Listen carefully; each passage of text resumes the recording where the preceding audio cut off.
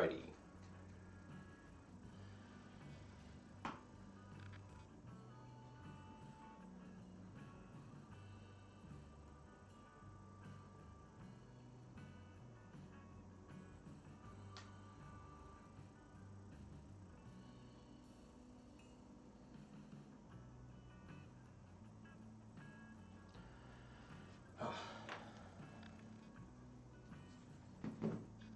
So, gonna be finishing up this list today, putting it all together, and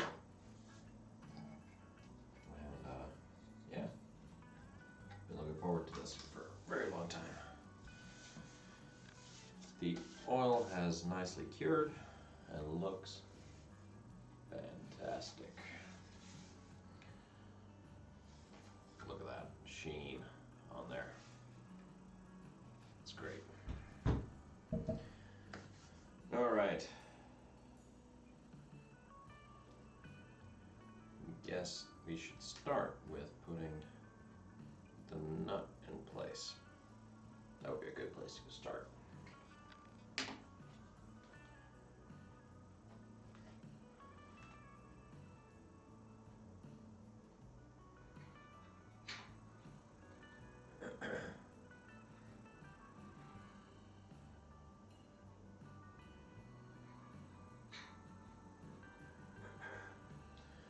Okay, there we go. Get the camera rolling. And let's do this.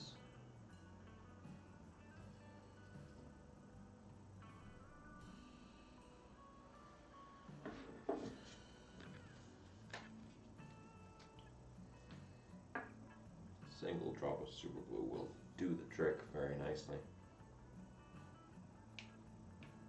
Don't need more than that.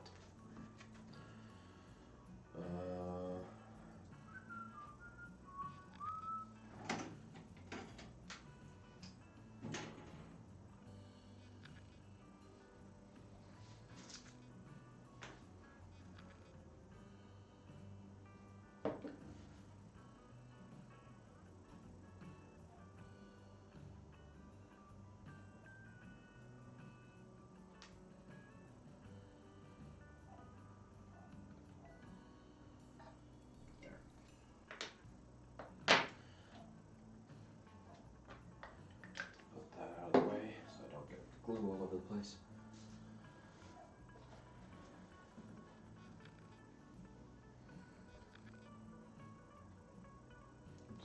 Lightly tap that in.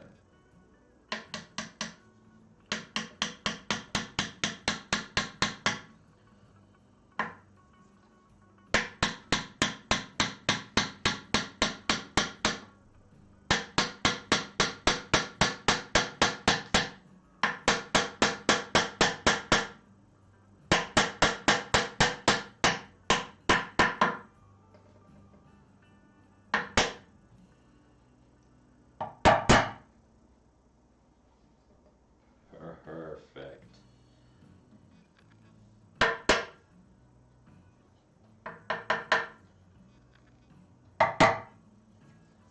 Great.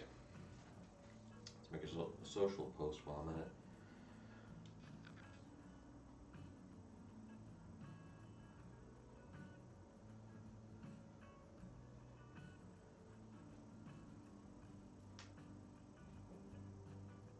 Going live now on Twitch. Come and check out as we finish up the Celeste. Join in on the fun.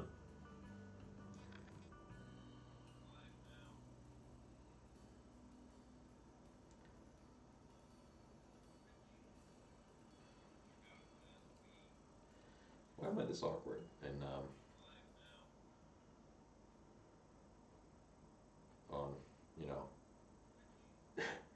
scenarios like this. I can't help it. Twitch. Now, basically, going to be streaming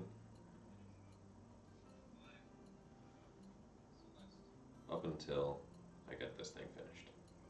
So I assume it's going to be a couple of hours.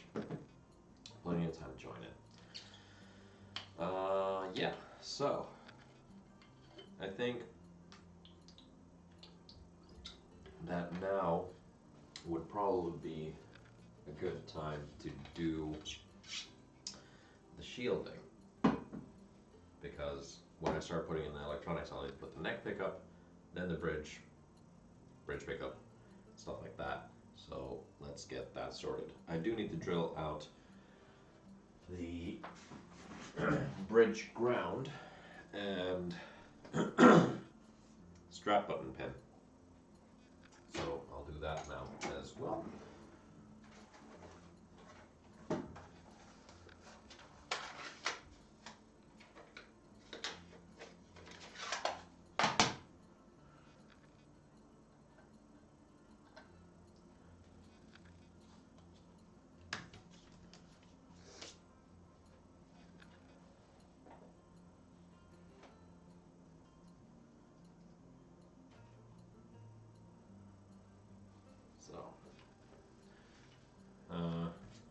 Bridge ground.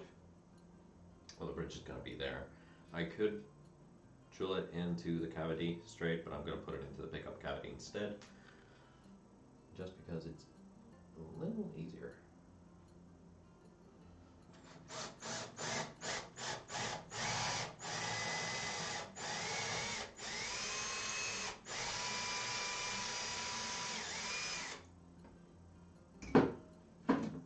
Don't want any dust and stuff.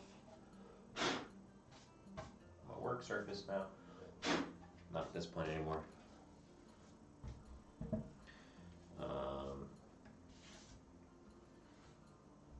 Strap pin.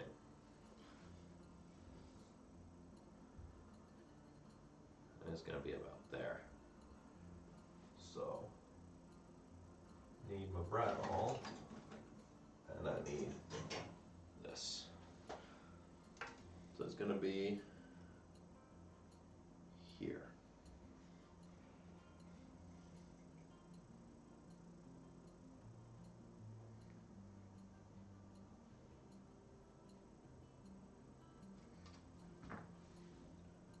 Yeah. Looks to be the right spot.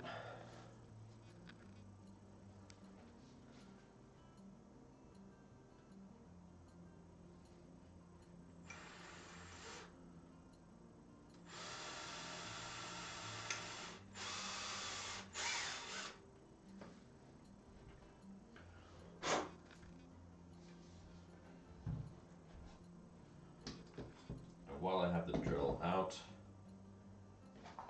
I could go ahead and do the backplate screw holes.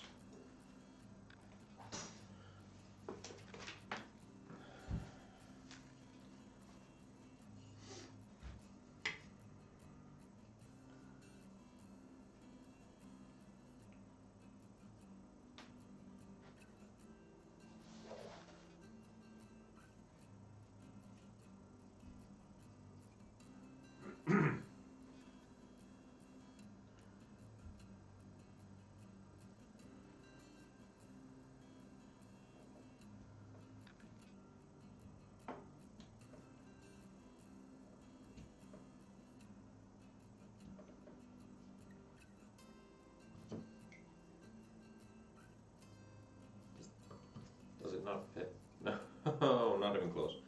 Okay.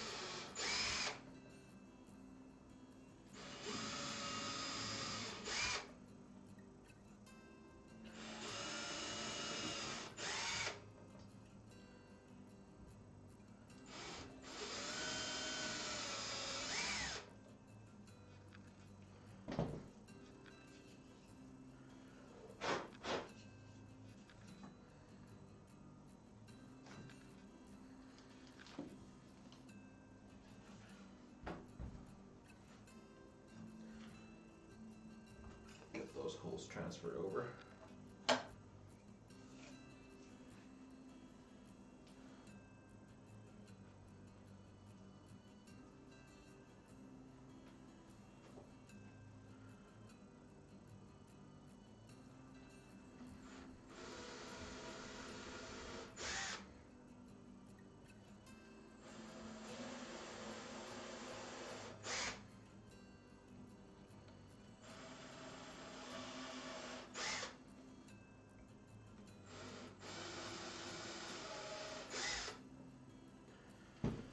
Then I still need to countersink those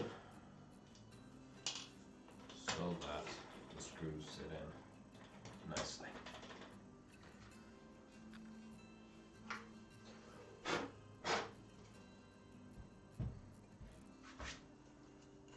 And then we can get to shielding. Get myself a good countersink here.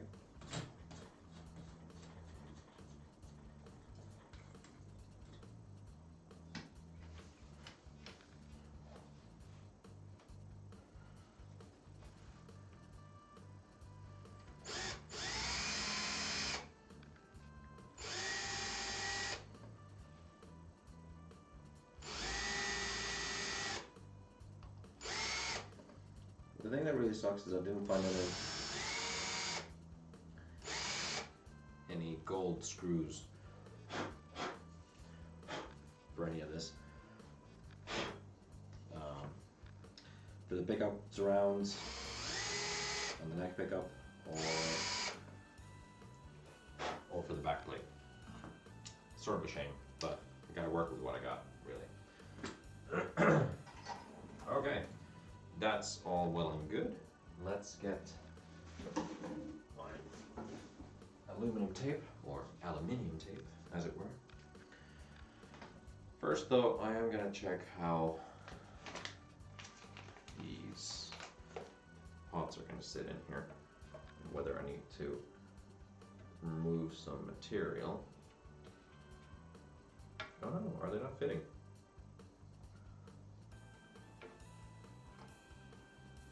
Well, how are they not fitting?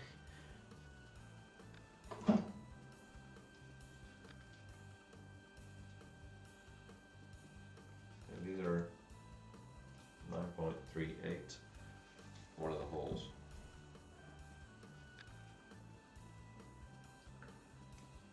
Yeah, so the holes need to be bigger.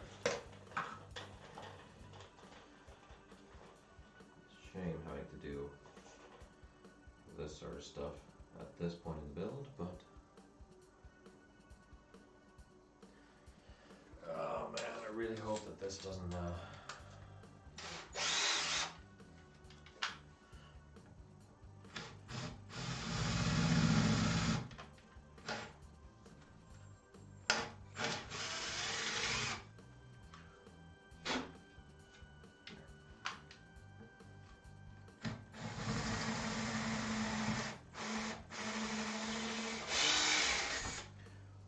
I went through on reverse, just to be on the safe side. So now, yep, now they fit. Let's see. Might need to take a little bit out with chisel, but not that much. Just a little tiny bit. Because I want these to sit in there nicely. So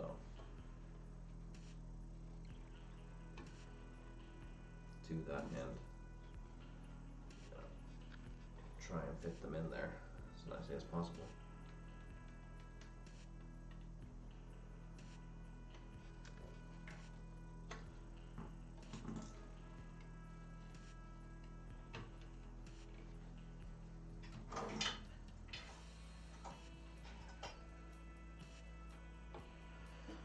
Get rid of the burr.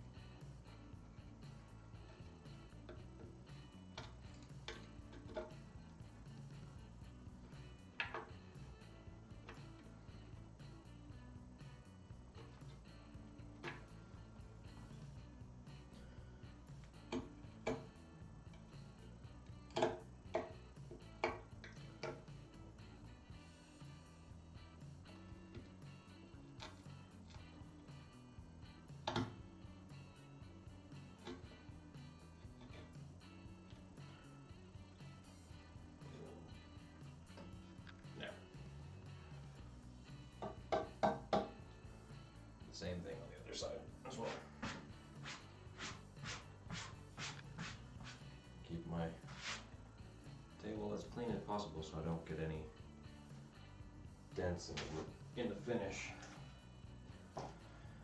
Be a shame to do that at this point.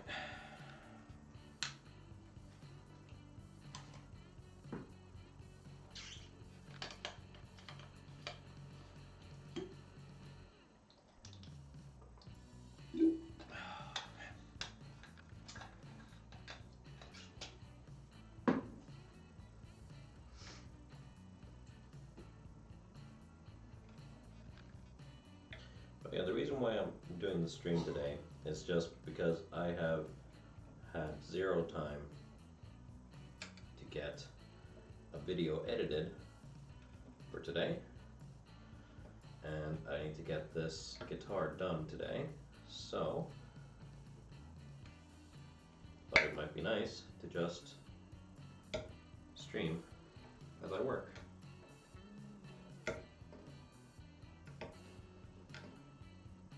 Proverbial 2 birds with 1 stone.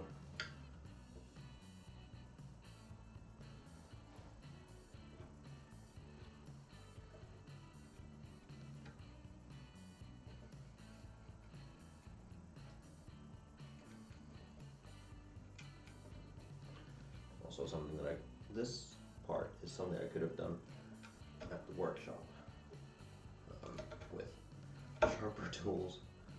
Mine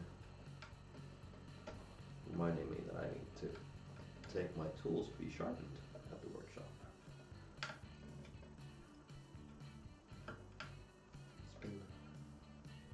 It's been too long since these have seen any type of sharpening, especially for the amount of use that they get.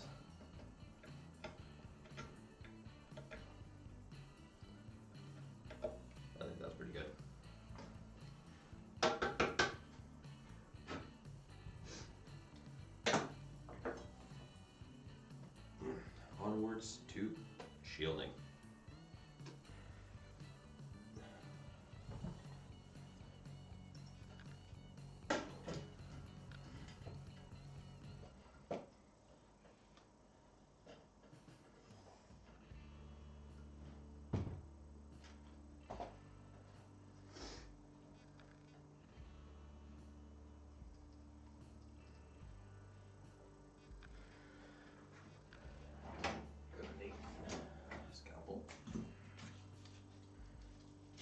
Essentially,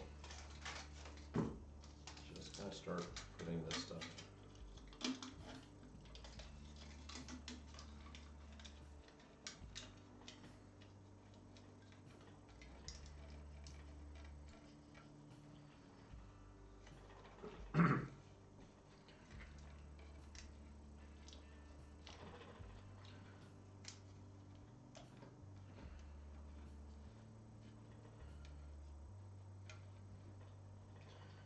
Really working it in everywhere with my fingernails.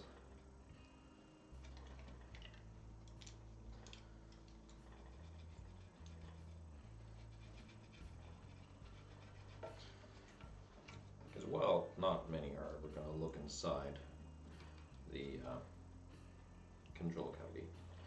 I do want to make it look nice, just because I can, or you know, as nice as I can.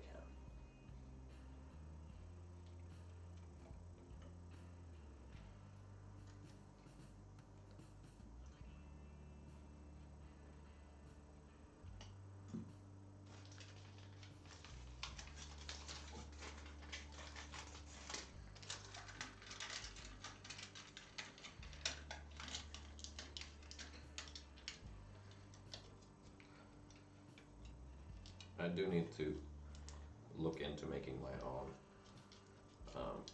shielding paint though. It's so easy.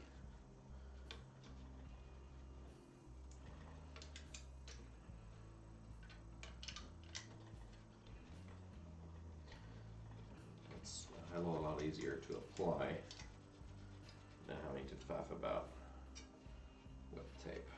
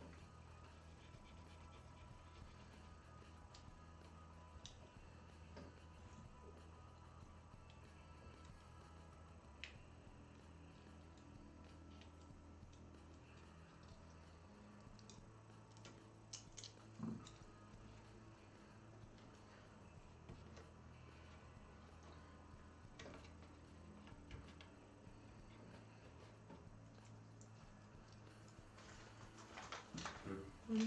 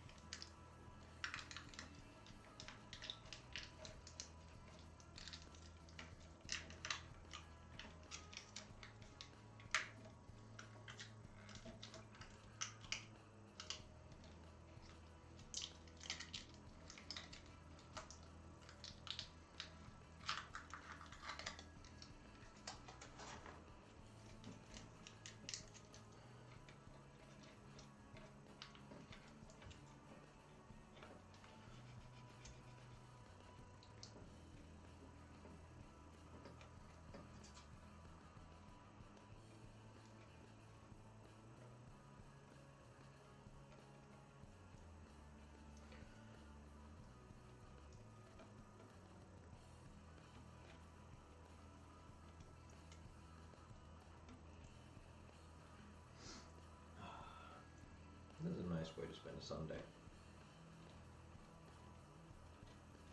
Nice relaxing music. Putting together a guitar.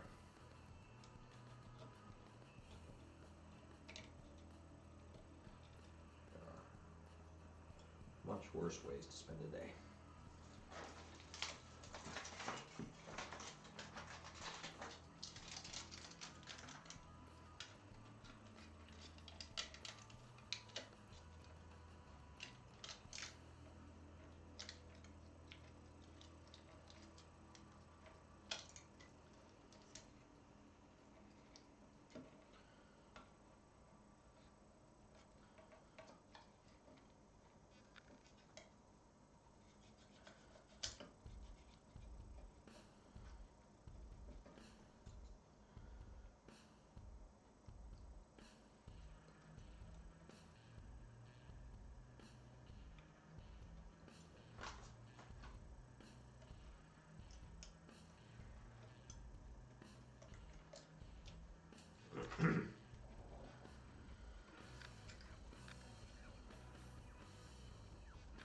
Yeah, a little bit of a shameless plug. So IP official t-shirt, first IP official t-shirt. I switched over to a domestic brand, a Finnish brand, or web shop that does deliver internationally, but just so that I have a little bit more control over things, I switched over, and it's a lot easier for me to use and add things and actually make sure that I get the kind of product that I want out there. So Uno Mas collection, you can find it unomas.fi/IP will get you to the IP web store. And so far, currently, there is this t-shirt, which is a fully eco-friendly organic cotton shirt. And let me tell you, previously I had a Spreadshirt store that some might have seen, and it was okay. The store itself, very nice. I like the way that I can actually make a web store myself and stuff like that, but the print quality of some of the things wasn't up to par. So I wanted to kind of find another place that I knew or I had bought stuff off of that had good print quality, and the quality of the t-shirts is just amazing. I love it. So I'm really happy to be working with them and get the official IP merchandise out there. Now, I am also going to, at some point, get Streamlabs Prime, which will allow me to publish the web shop I have already created on Streamlabs. So I also look forward to doing that so that I can sell my merch to you lovely people who want the merch on stream. It's almost as if I'm becoming a real streamer or something. It's weird.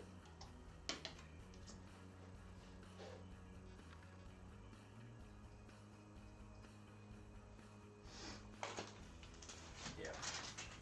So that's down the line. Not really sure when I'll get to that, but I will. I will get to it.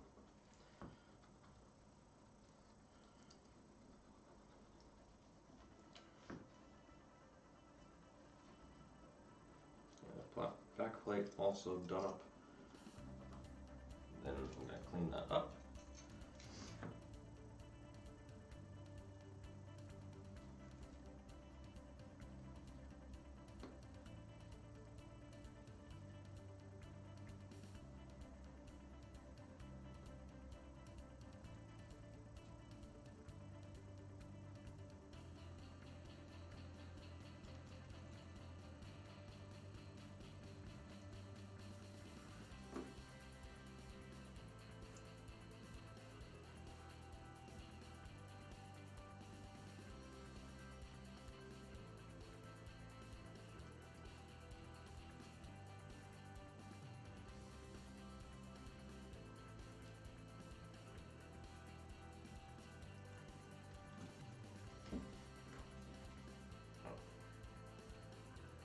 I should also post on Facebook that I'm live right now.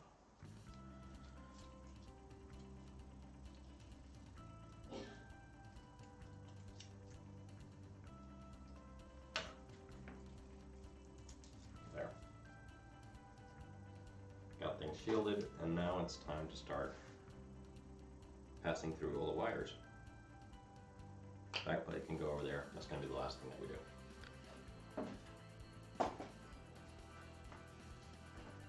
Okay.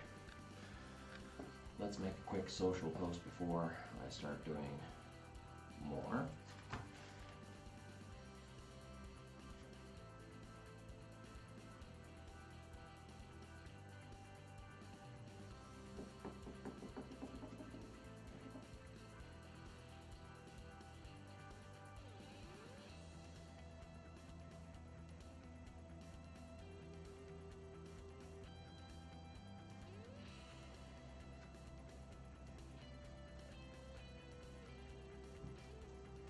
Wonder, does this have a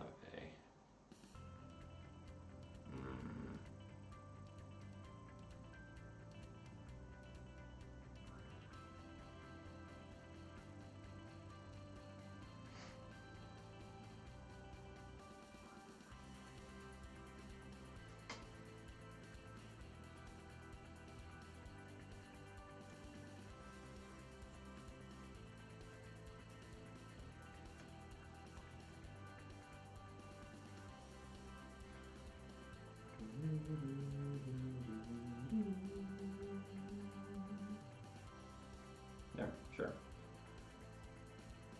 Copy URL.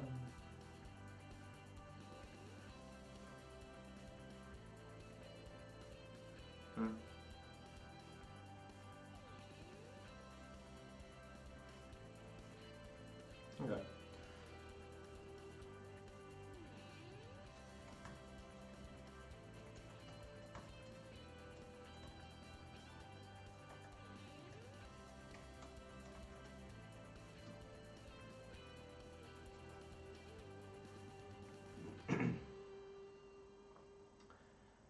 Very interesting stuff to be watching, I'm sure.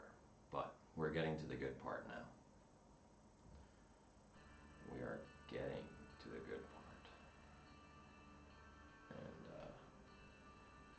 yeah.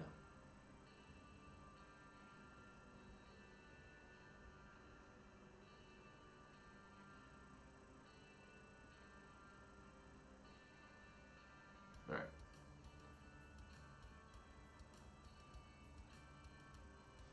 Let us do this. Stream's freezing. Come on. There. Okay. What was I saying? Putting in hardware. So this pickup is what I have had lying around for a while. It is from the original Celeste, and something that I've been kind of keeping in store for this build.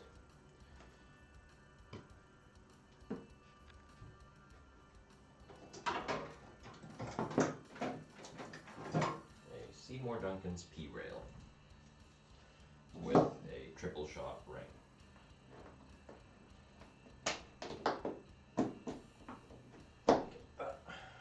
Soldering iron heating up.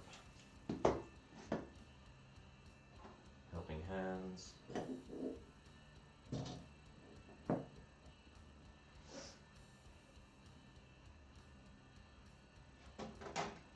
And a wiring kit. Going to need that too.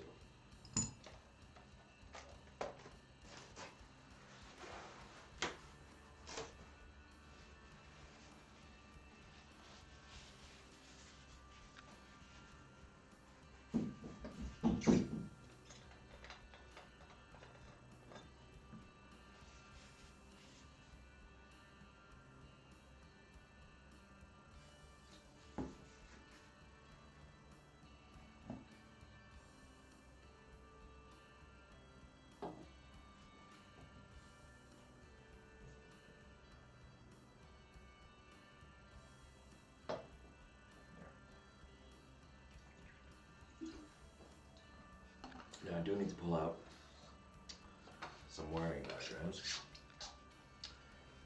because wiring still not my strong suit. Still not my strong suit. So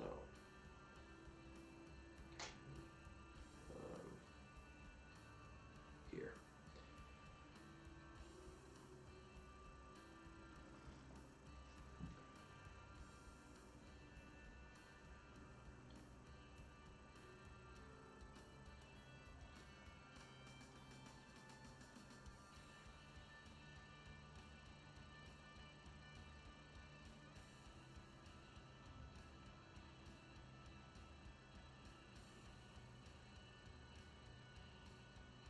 I'm guessing that goes there. The connections are alright. The soldering was done ages ago and could be better, but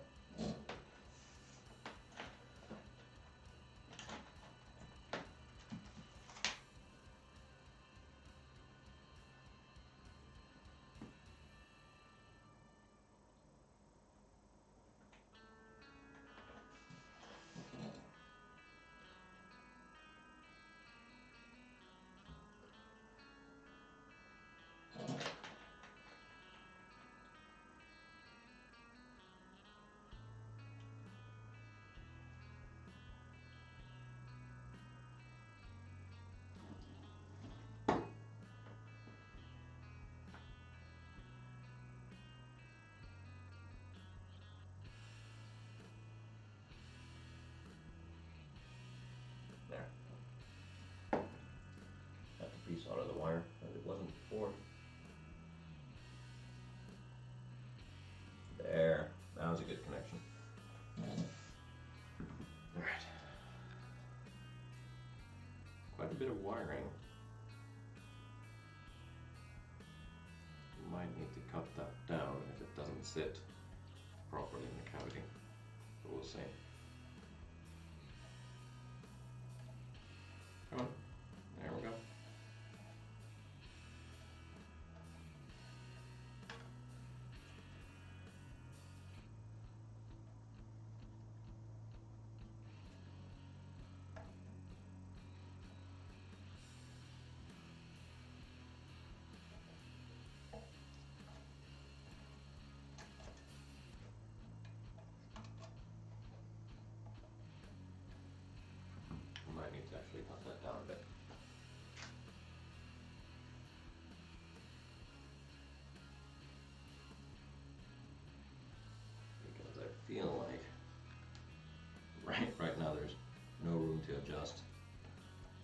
there is quite a bit of wiring here. So I'm just going to cut that down. And then resolder the ends to where they belong. Because I don't need this much. And yeah.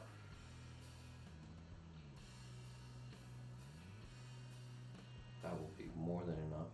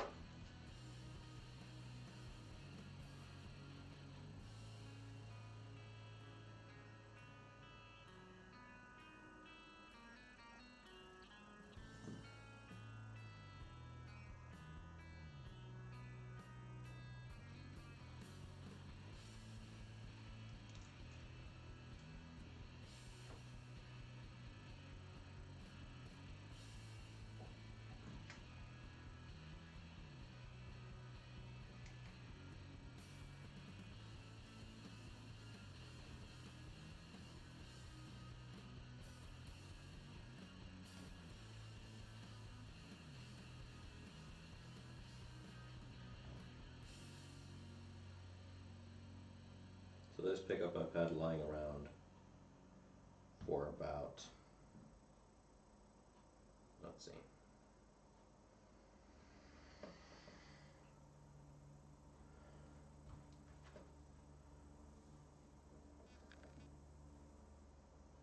I wonder how long. 7 years now, I think.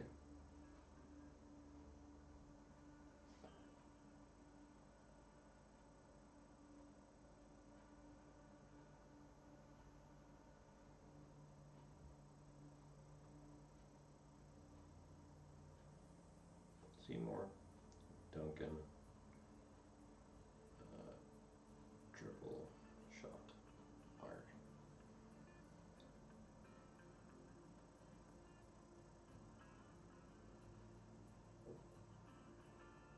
I want to make sure that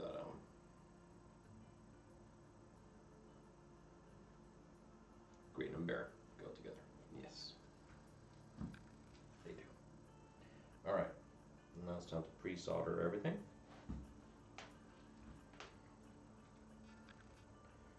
I can actually start with the green and the bear.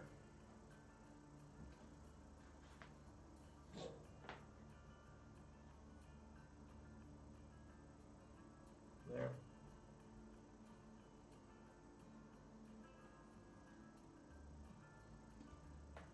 There we go.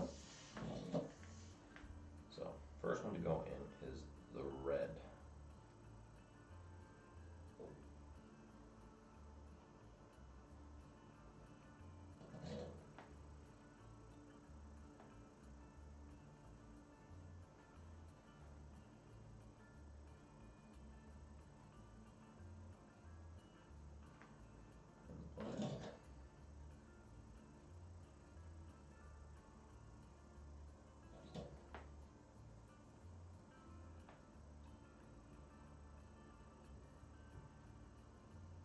Green and the bear, and the white is the last one. Just gotta take that from the other side there. There. So, green and the bear.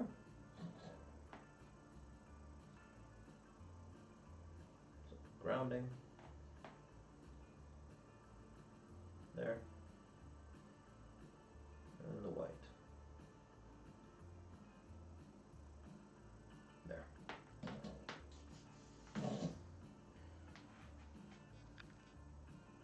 pretty good. All right, now it should sit quite a lot better than it did a second ago.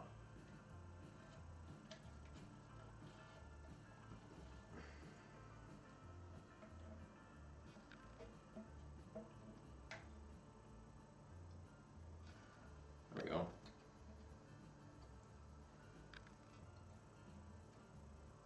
Are those hitting the bottom? Of course they are.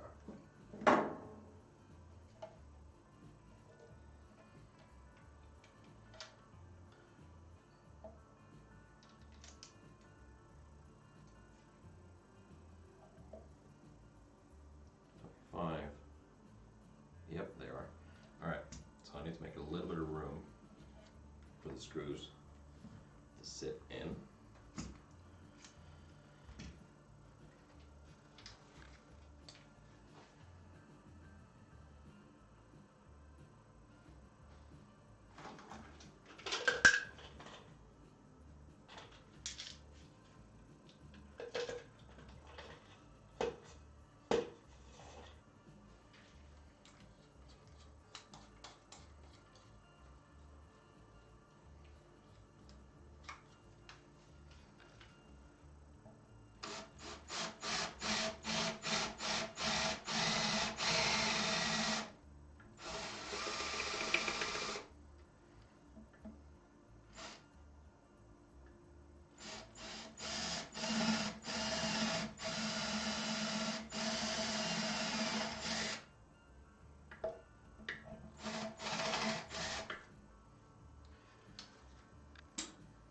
Imagine if I drilled straight through the guitar at that point. I'll probably flip the table at that point. To be honest with you.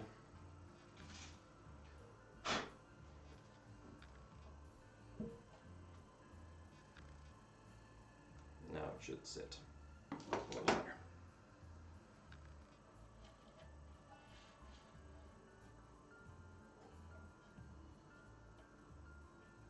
There.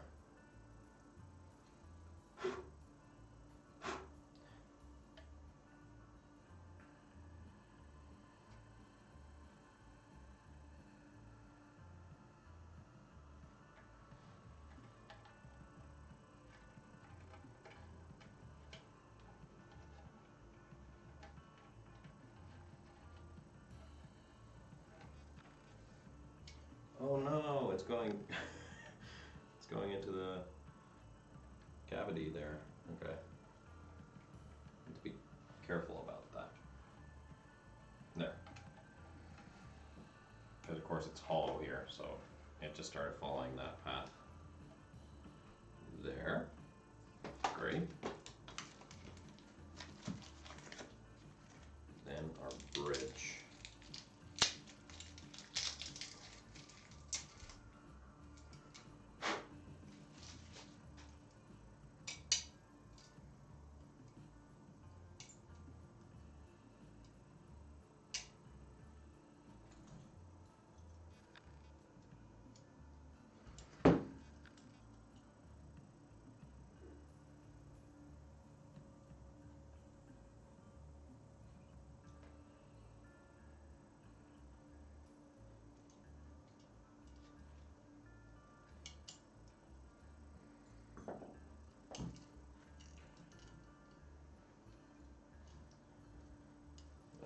Plastic under all the saddles.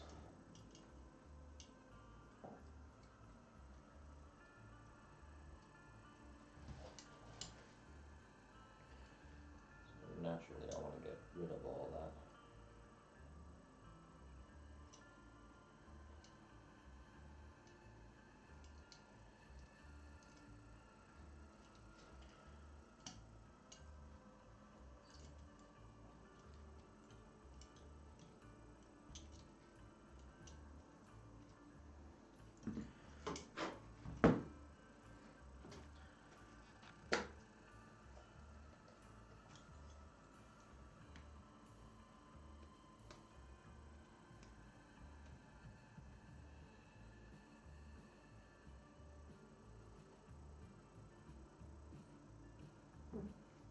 Four-year warranty. That's always nice.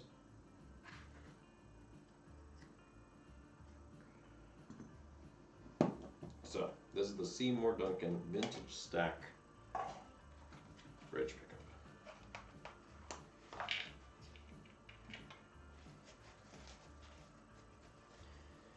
And it is beautiful.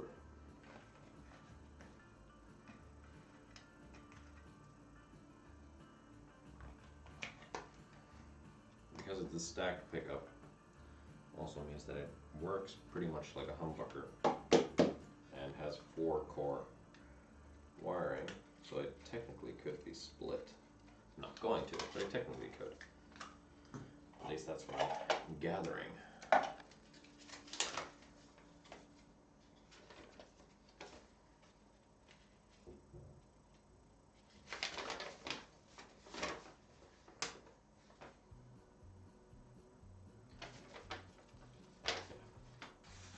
Keep that handy. All right.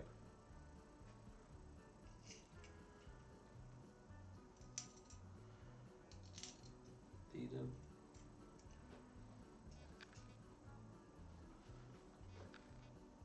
Little rubber things in there.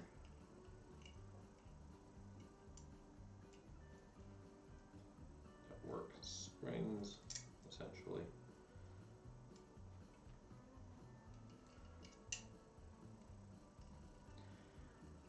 And this is where it gets fun because there is literally only one place where this bridge can sit.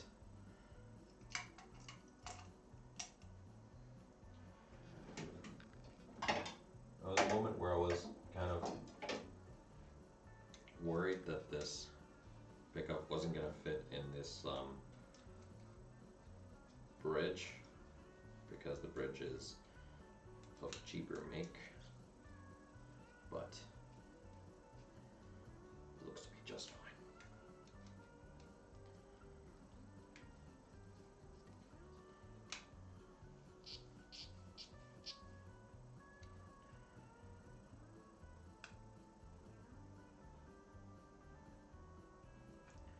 Looks to be just fine. All right, let's get in the ground wire first. Hey, Ether, how you doing?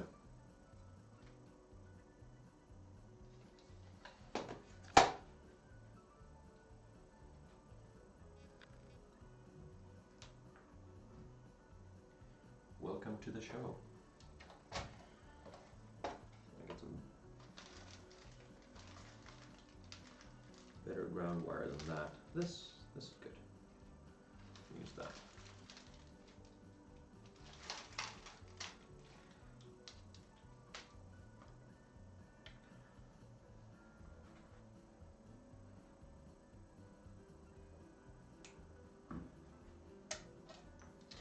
I'm doing good.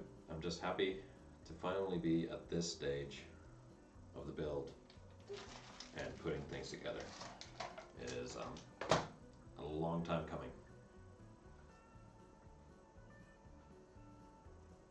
Yeah.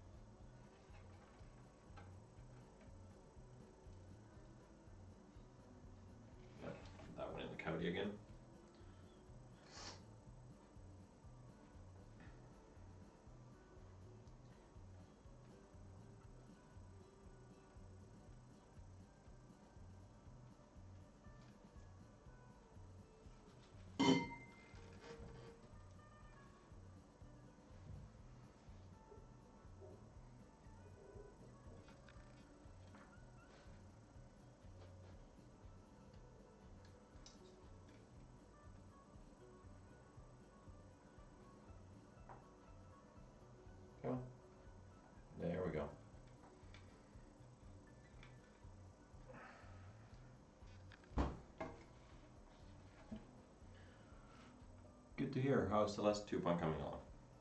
Here it is. It's coming along. Just feeding through the wiring.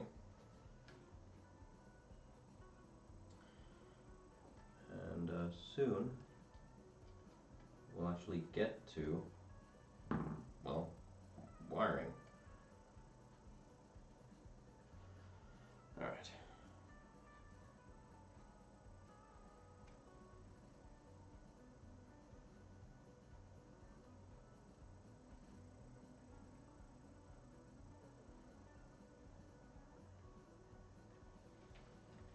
Did that go in first try? That did go in first try.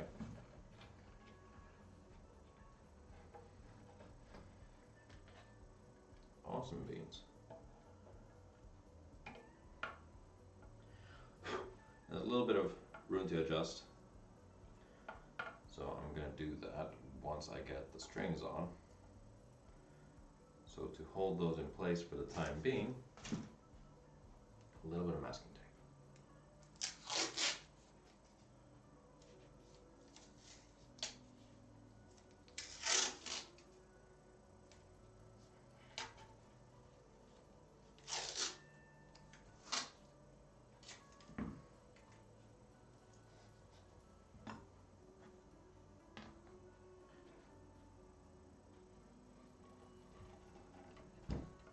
Okay. Alrighty then. So I'm going to mark one of these out as the bridge.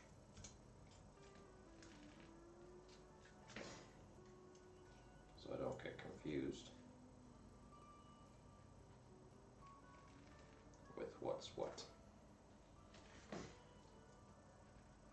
So chat, chat, remind me that the one marked with the aluminum tape is, in fact, the bridge, the neck pickup. All right, so the one with the aluminum tape is the neck pickup. If I forget that at some point, remind me.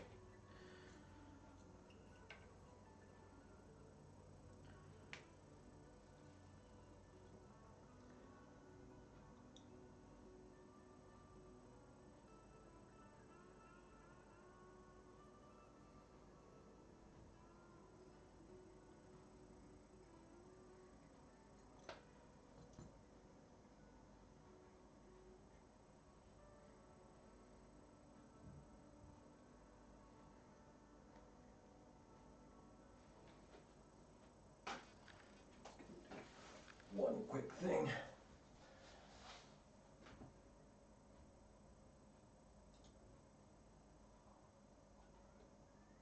Oh man, I've been dropping frames. That kind of sucks.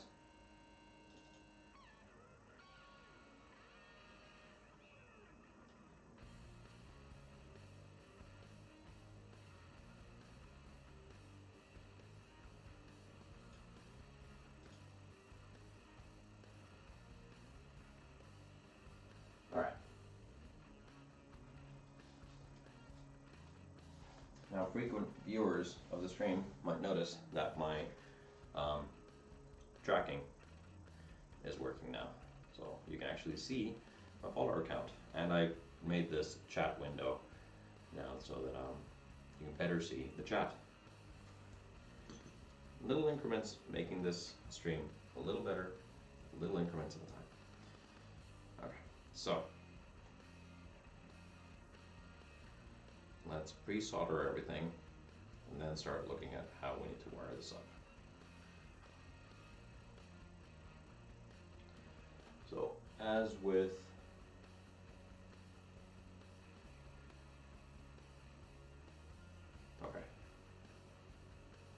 red and white get soldered together and taped off.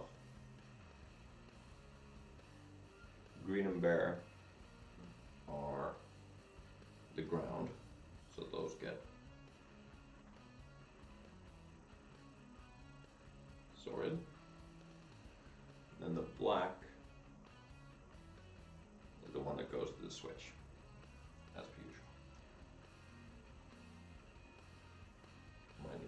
those a little bit longer. I'll take off a little bit more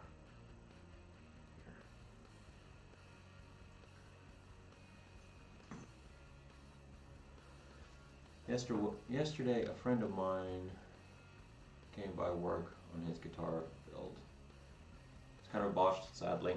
In my eyes, it's 1500 down the drain. Oh, damn. We compared his ebony fretboard to my Sapele one, and weirdly enough, the Sapele sounded harder, louder. Oh, I can get that. The Sapele will kind of resonate a little more. So it'll sound louder because it is a little bit softer than It is softer than the ebony, so it will vibrate more, resonate more. Meanwhile, the ebony will be a little brighter, theoretically, if we're talking about tone wood. Chat window doesn't work, sadly. Well, it seems to work, but for some reason it is... Oh, it's underneath. I think. Yep. Hold on. There we go. My the layers were kind of this and that. Yep. There we go. My layers were just off, so I had the background on top of the actual chat, so now I put them the other way around. Now it works the way it should.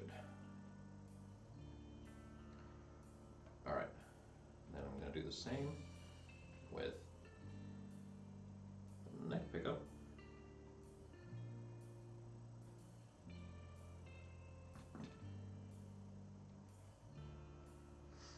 And let's see what we need to do with that one. So with the neck pickup,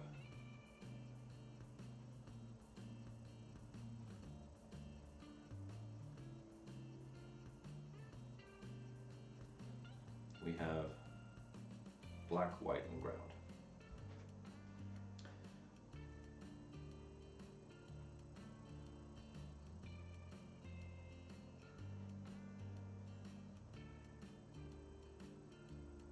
White goes to the volume. Black goes to the switch. Correct?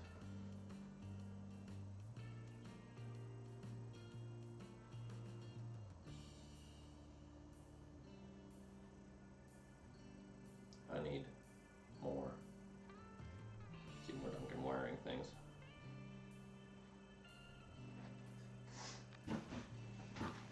Fortunately, I have a lot of paper forms.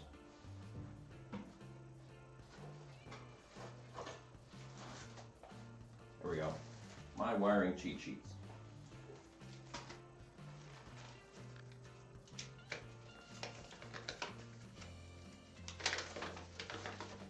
Okay. Bass pickup. Music command bass.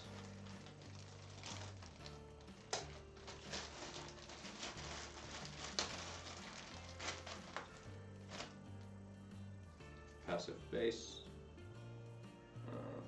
soap bar bass pickups. There we go.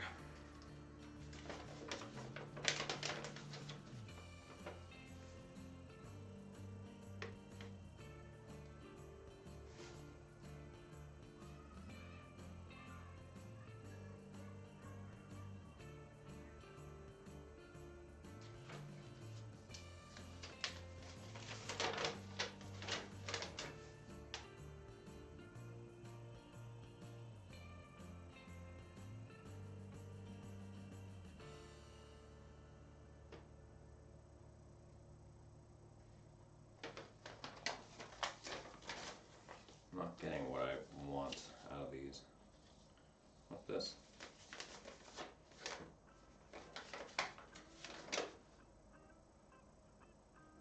Oh, okay. That is of no importance. EMG wiring stuff. EMG wiring. EMG. EMG. Alright. So these weren't Wiring for CM Duncan. Okay, well, I want the triple shot wiring, but I want it with just a normal volume instead of a push-pull.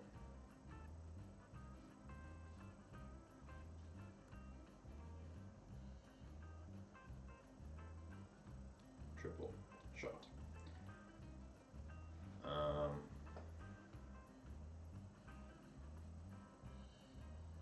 There we go.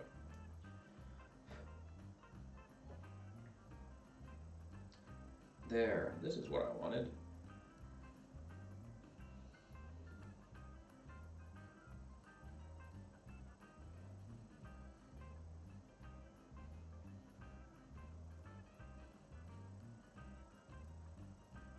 Okay. Great. So I have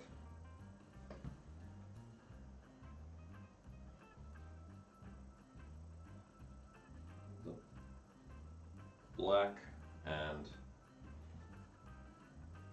bare going to the ground with the switch.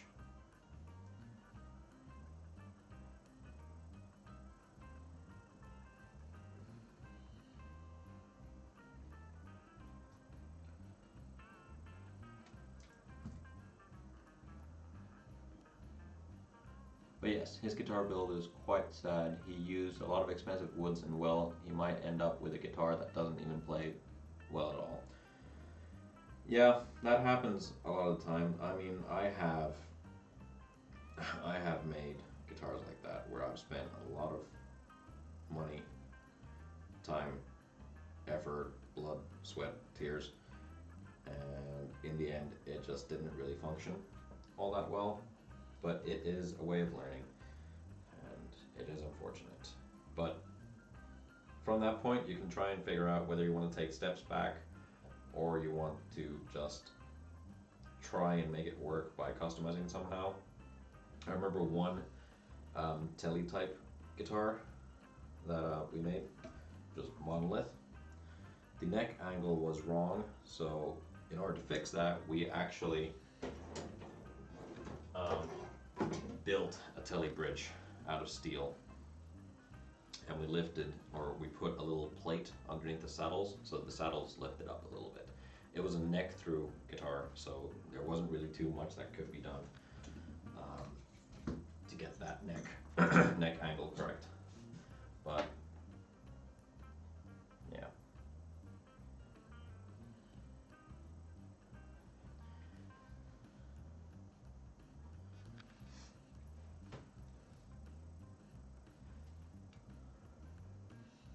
One of those things as well where it's very hard when it's a friend of yours, because you might not want to be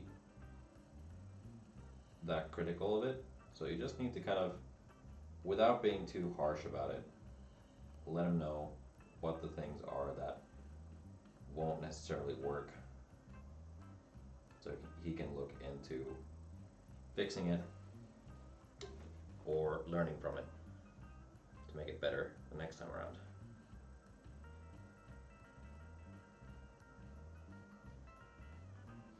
Depends on what your relationship is with the person, whether you can be a little more you know, straightforward about it, or whether you need to be sugarcoating it. But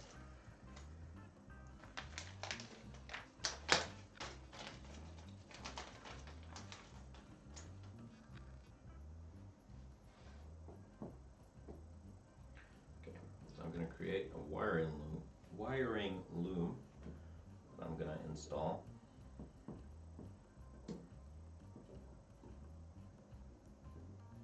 How far apart are these?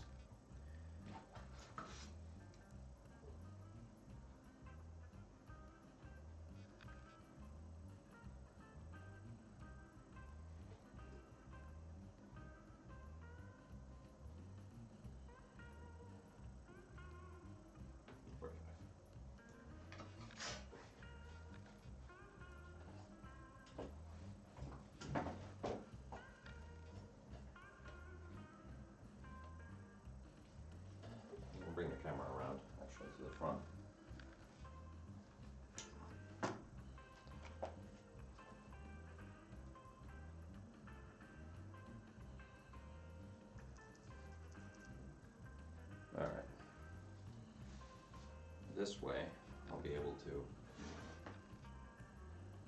do all the wiring outside of the guitar and then move it in. So what I'm looking at is this, basically.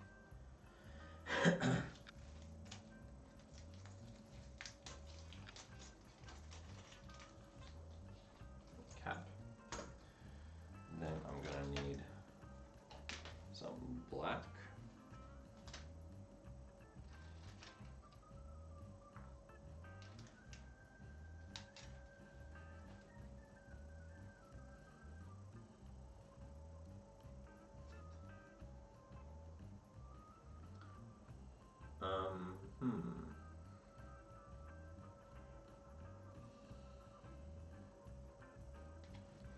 Yeah. Maybe. Do I have white? I do have white.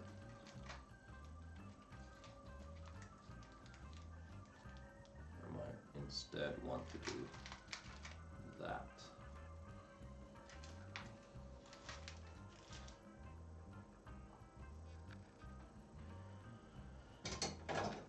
Need some heat shrink.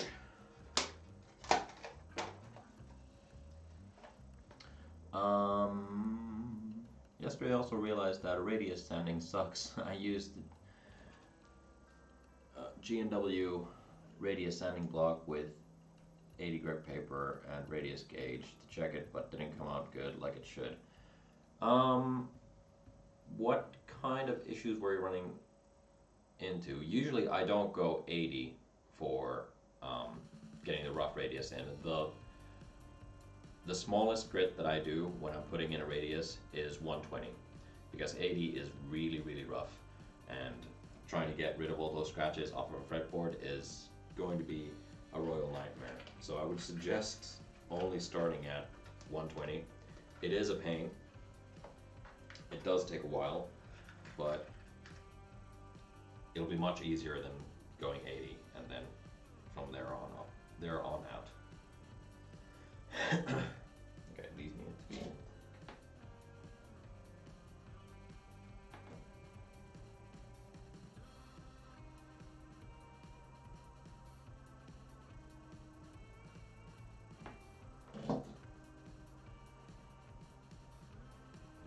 Heat shrink. Just to hold them in place.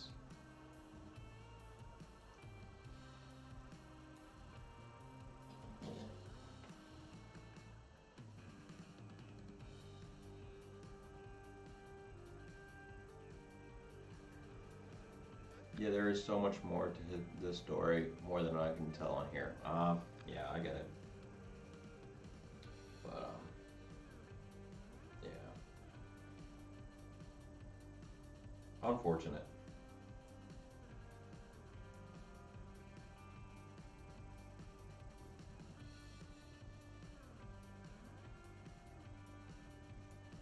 There.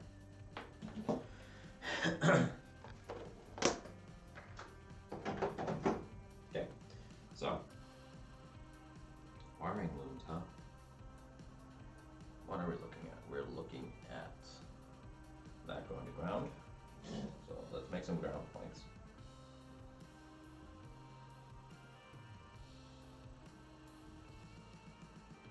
There.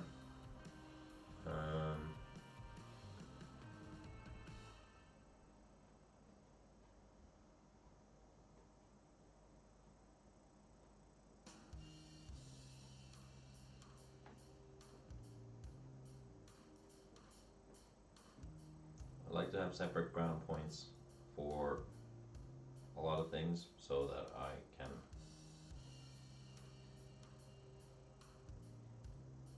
best troubleshoot things if need be.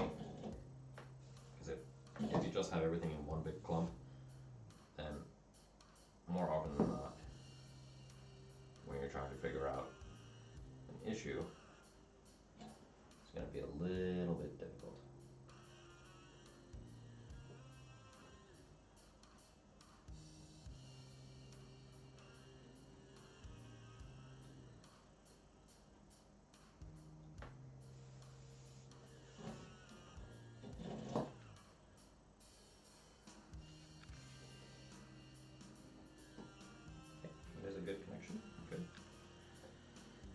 this one was from the middle one.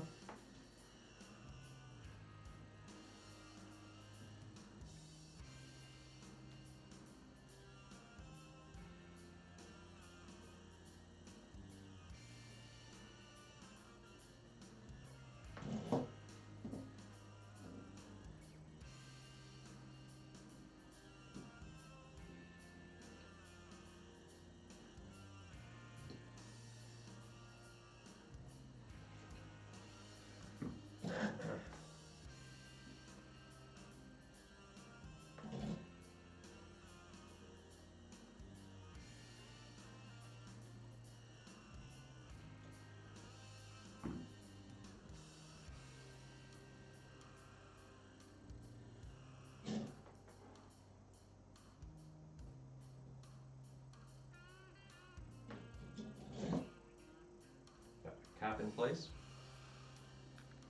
The radius didn't come out like it should have been. Edges were dropped. It wasn't level lengthwise as well. Could the sandpaper have caused this? Before you radius the fretboard, did you check that the neck was completely, or did you just have, either way, check that the neck or fretboard is completely straight. And then when you're sanding down, don't apply any pressure downwards, because if you press down, of course it's going to bend and not sand evenly. And then also depends on which way you're doing. If you're doing it like this, then you might, if you're not used to the movement, you might end up going like that, which changes it because you're not going completely lengthwise.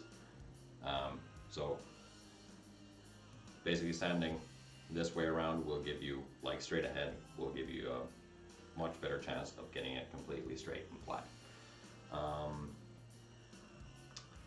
Edges were dropped, wasn't level lengthwise.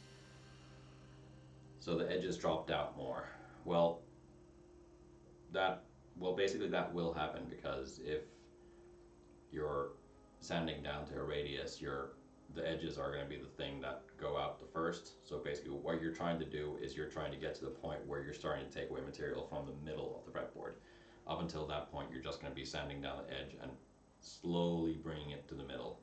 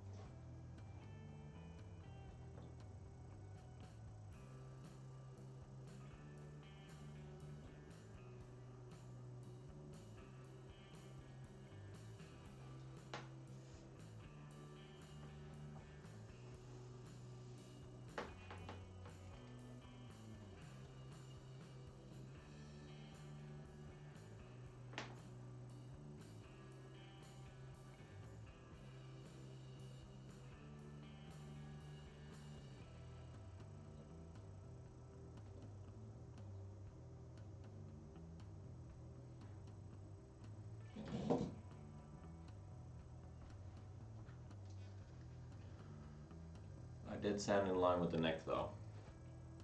Yeah,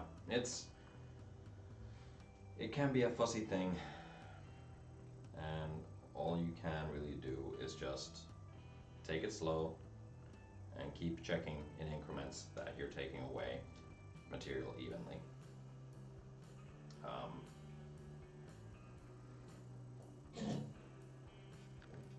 How much fretboard do you have to work with? As in, how thick is your fretboard now at this point? That do you have room to sand down more? You do have it at 80 grit, so you do need to get rid of those 80 grit sander marks anyway, or the scratches. So I would suggest moving on to 120 and then going from there. Hopefully you have enough thickness on your fretboard to be able to do that.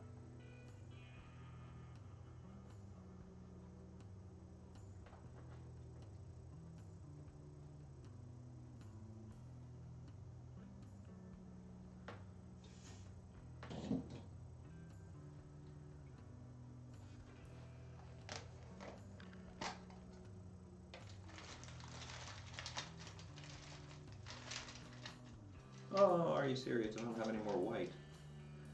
No!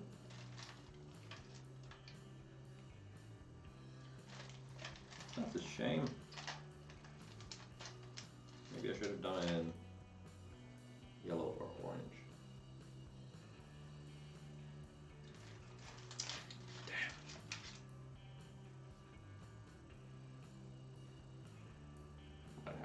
Might have to redo that.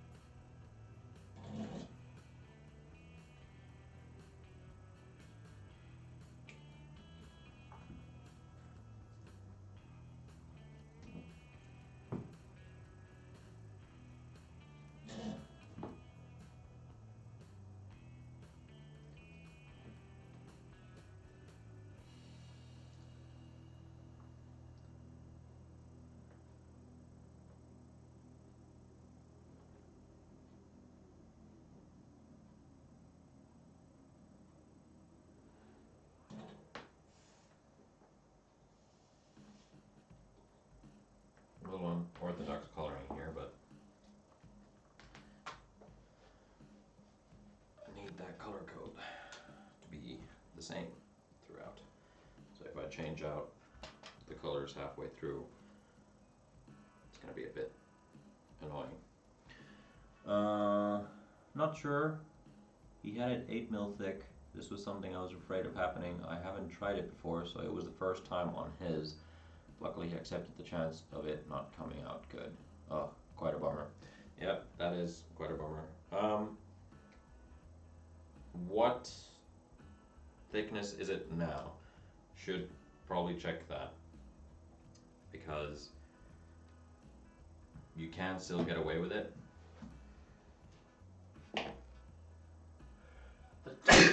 Worst case scenario, you'll just have to do a new fretboard.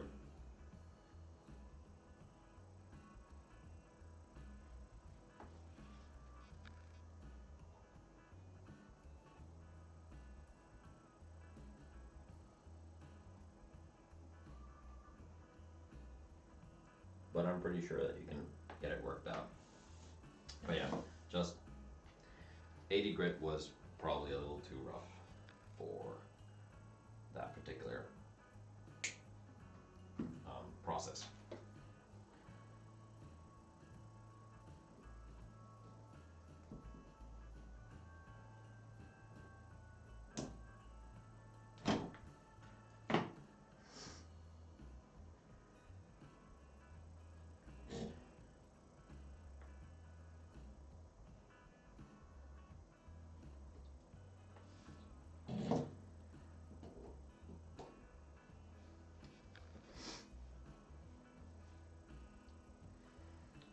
Where is my switch? There.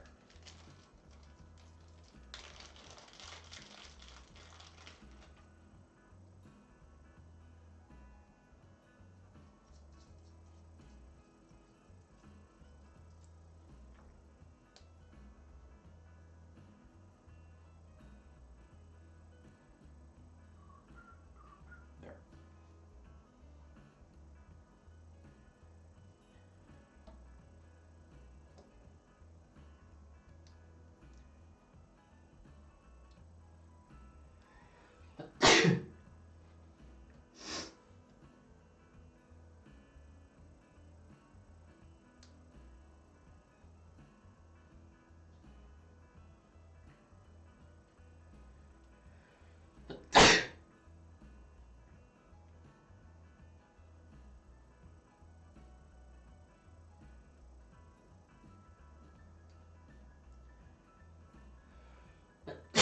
Damn. Seriously. Oh,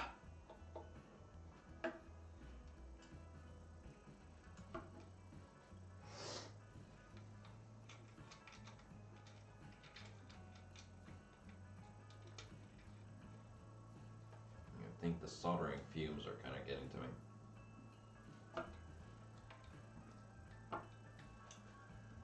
Oh, bridge fell out. There. Might as well put this in. This point.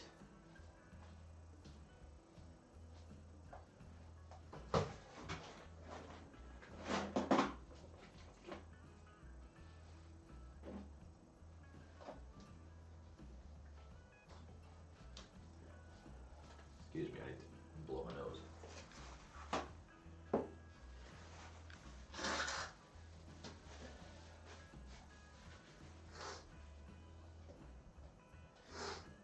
There. Jeez. Sorry about that.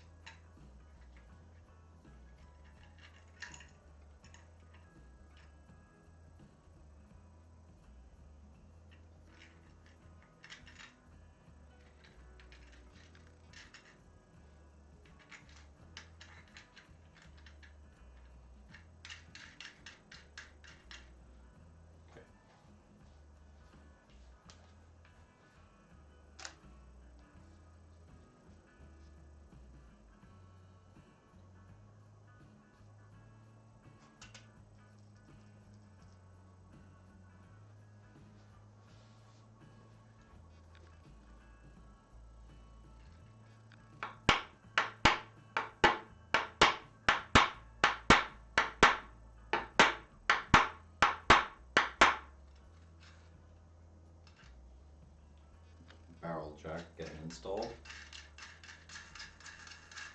in a very kind and gentle manner. Where is there?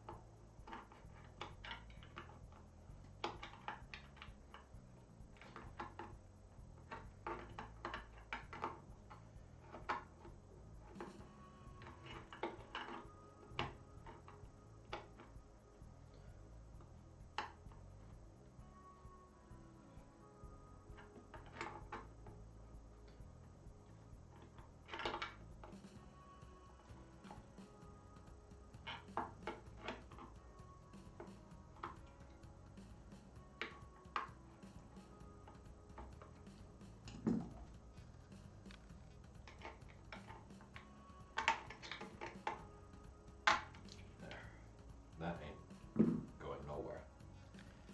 Let's get a ground in there. Or forget about that.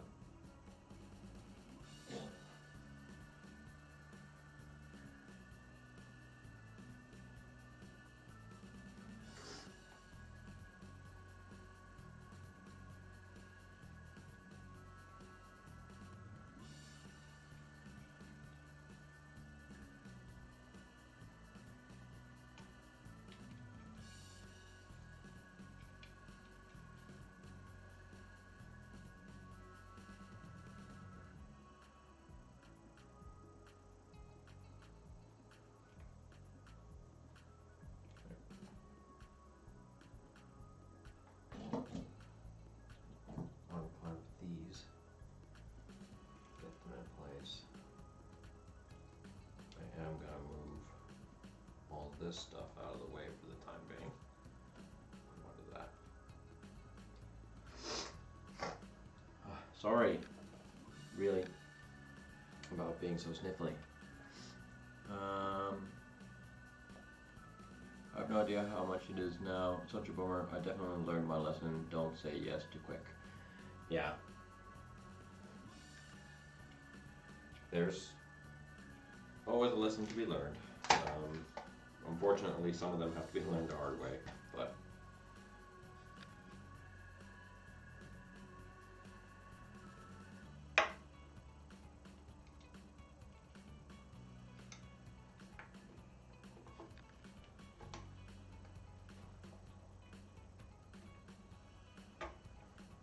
now I'm not going to say that there's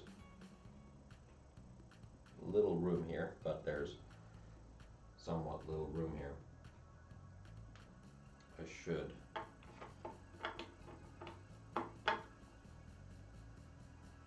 move this though, if I can.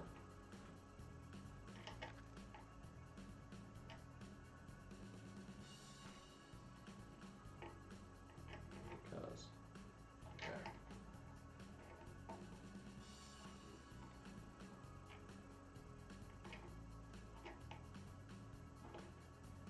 Let's first get that.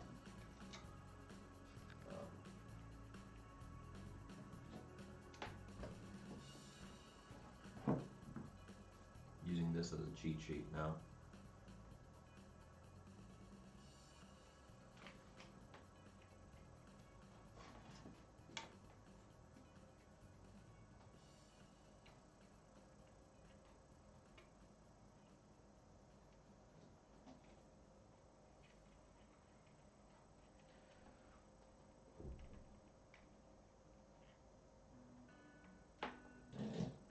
Now turning it around.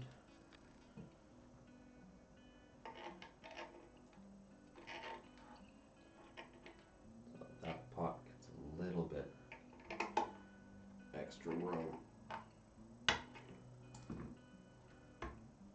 There. Perfect. Alright.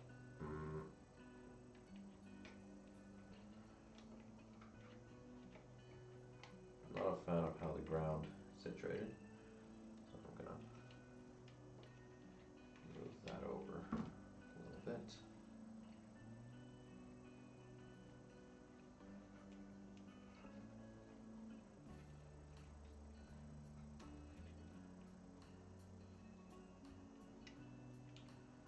Okay.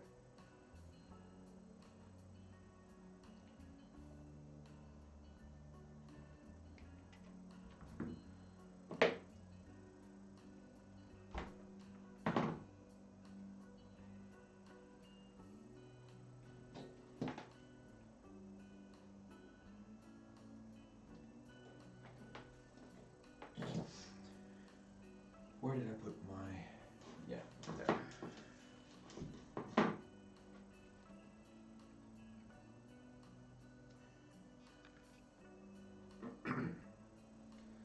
So from the middle of the switch, I need to bring that to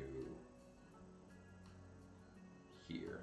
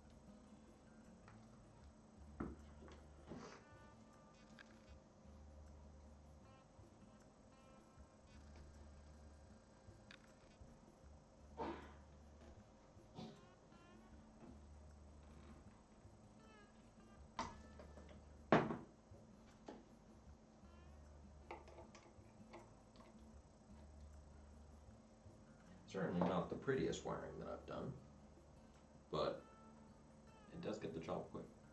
And get the job done, I should have said, or meant to say.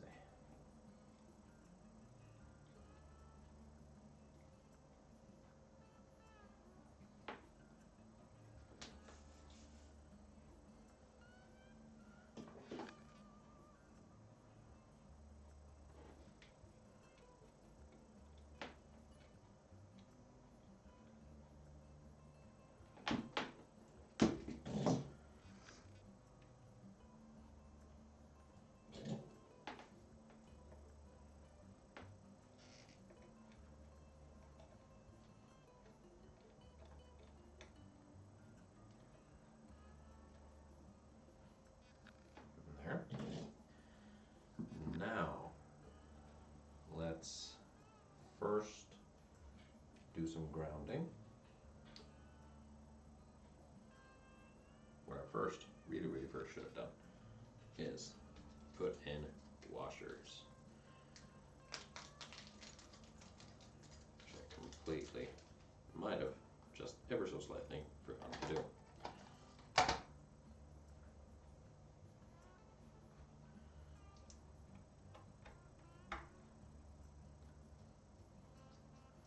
One for y'all, keep you from slipping.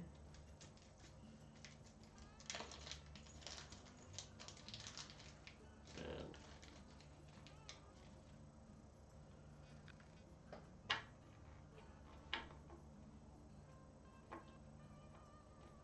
one for y'all to keep you from slipping.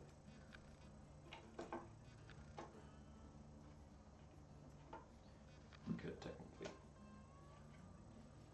close those off.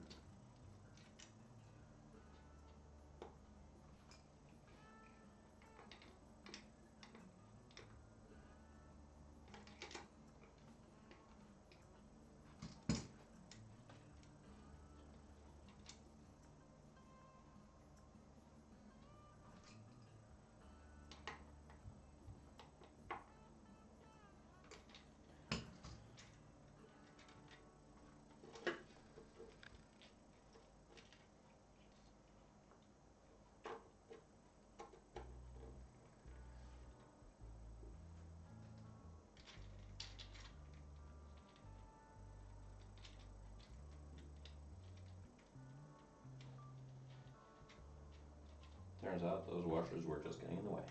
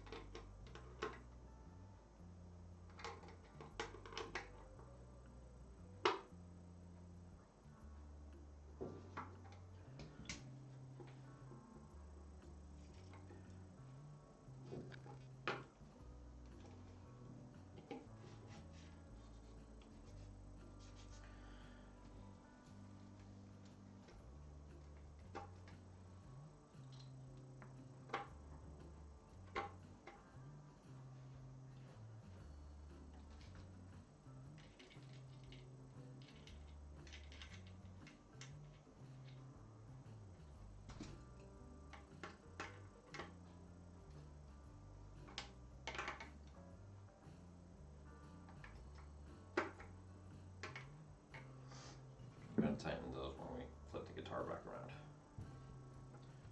For the time being, they're fine. Alright, let's start putting in the ground stuff.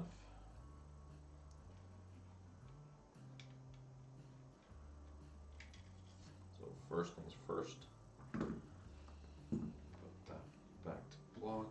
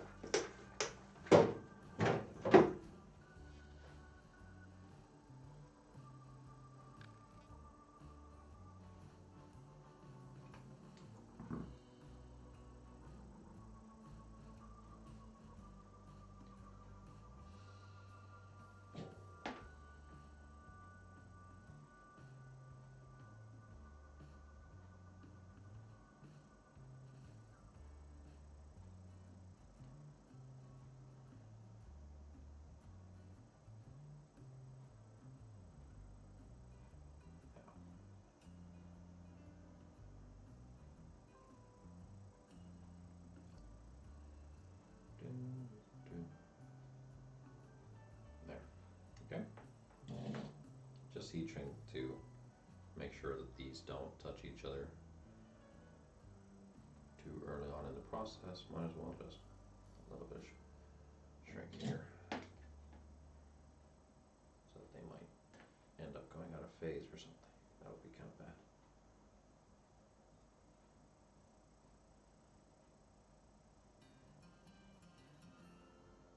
There. So I want these. I'll do one at a time.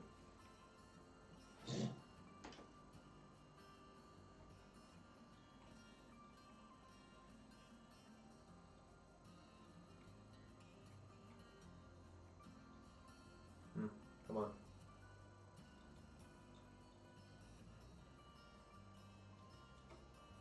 Alright, I'll have to do it this way.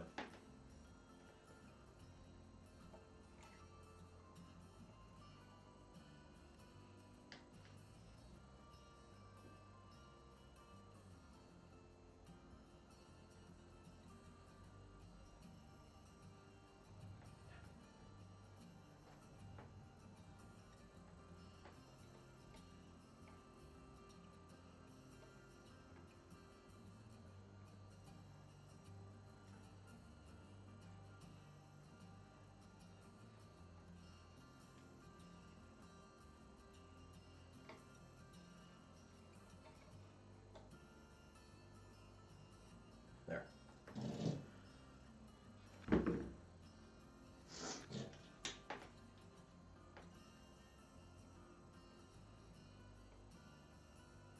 Whoops.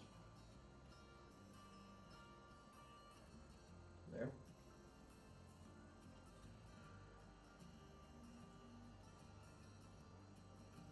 There. Okay. Now, I have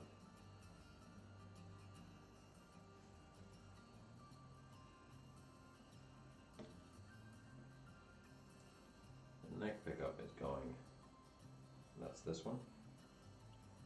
So that is going here.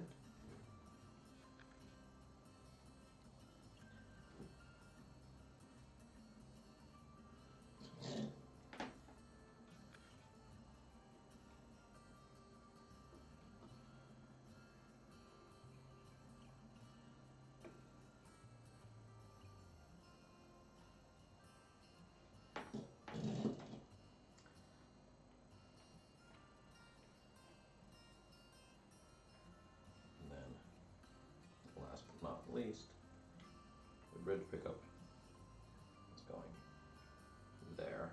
But let me find a way for it to go there. Here.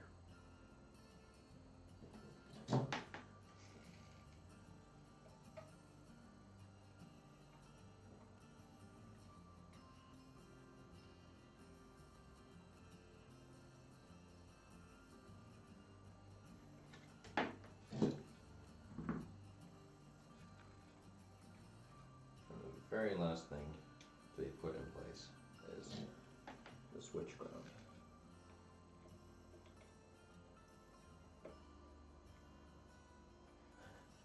And there we have a jumbled mess of things. I'm gonna probably use some zip ties to make it look a little nicer, but here you go. Here's a close-up. Like I said, not the cleanest, but also definitely not the worst that I've done.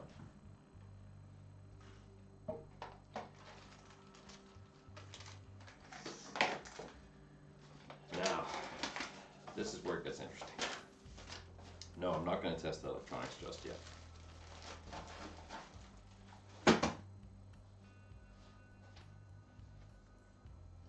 Let us start putting in some hardware.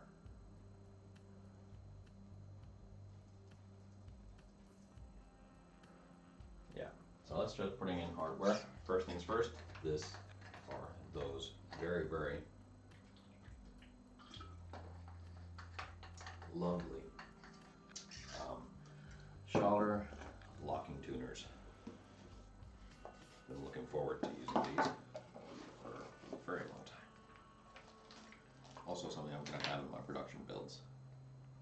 some point.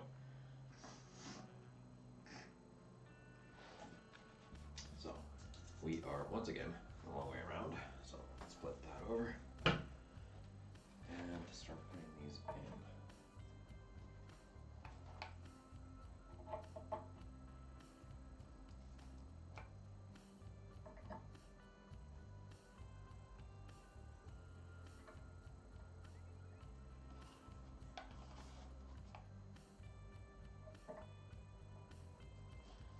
Thanks. And yeah, look at these. Look. They're so nice. So well made.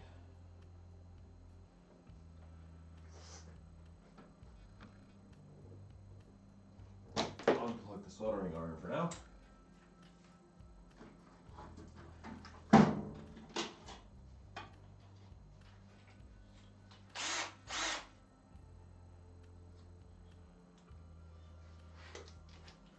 Grab myself a small drill bit. And now becomes the wonderment of where are the screws. They're at the very, very bottom. Awesome. Damn.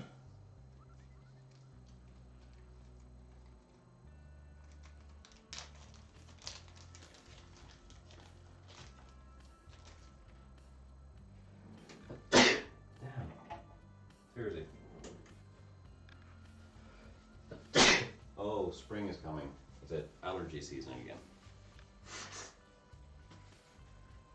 That's fun.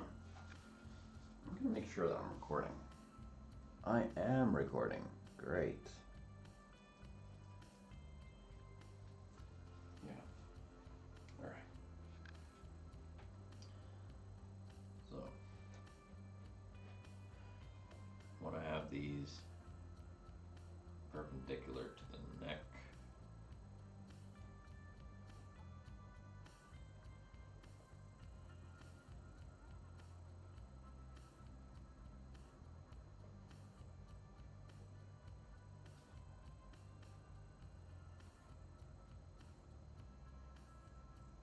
looks to be about right.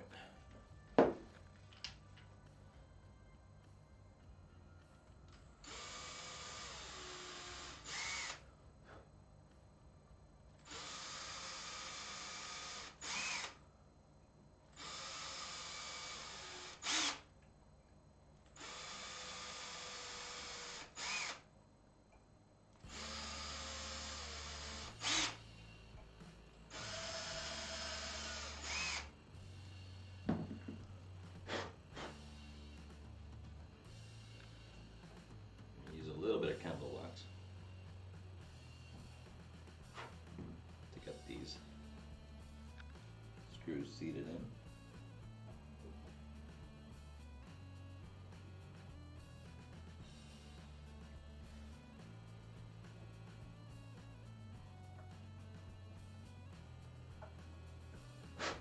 Without breaking apart.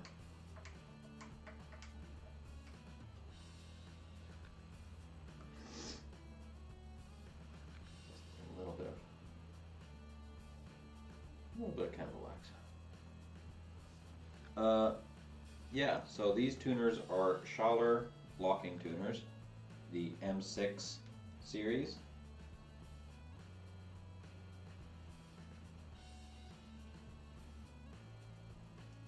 And yeah, these are pretty much what I am going to have on my production guitars, except black.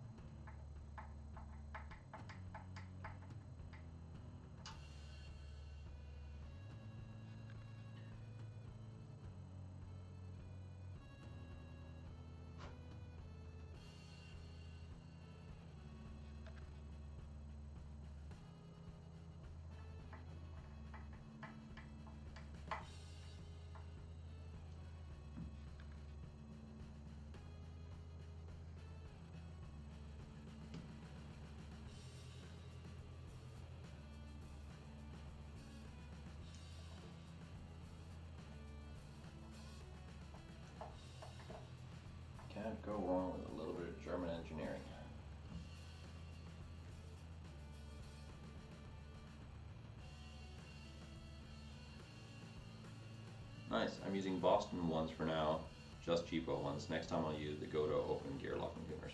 Yeah, those are nice too. And the Boston tuners are pretty much what I have on. Actually, yeah, the Boston tuners are what I have on the Wrath, the Pine guitar, the prototypes. So yeah. But it was time for me to kind of up my game and get quality parts for the more current, up-to-date guitars.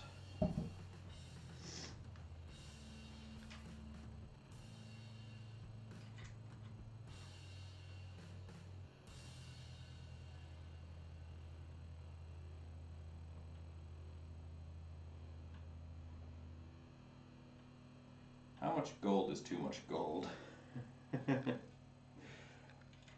This says gold hardware, brass frets, brass nut. Just, yeah, ridiculous.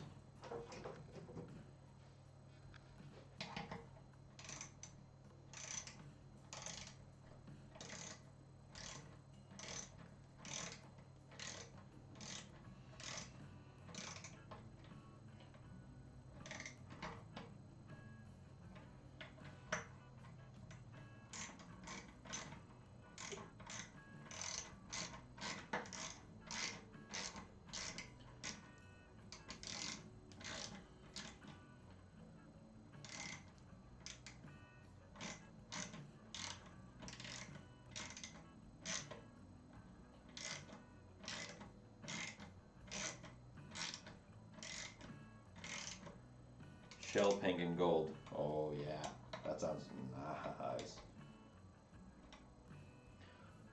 Kind of reminds me of Matt Heafy's pink Aristides guitar.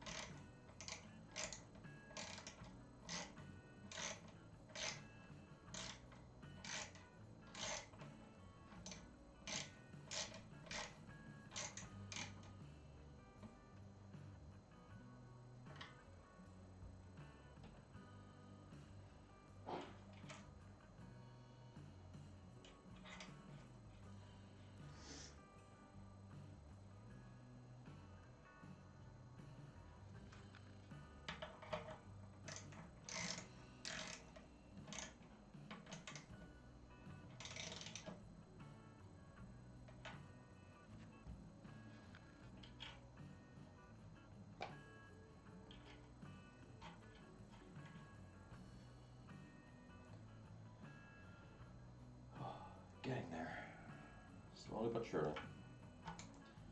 I'm still really debating on string retainer or string trees. I'd rather not have either, but we'll see how the strings sit.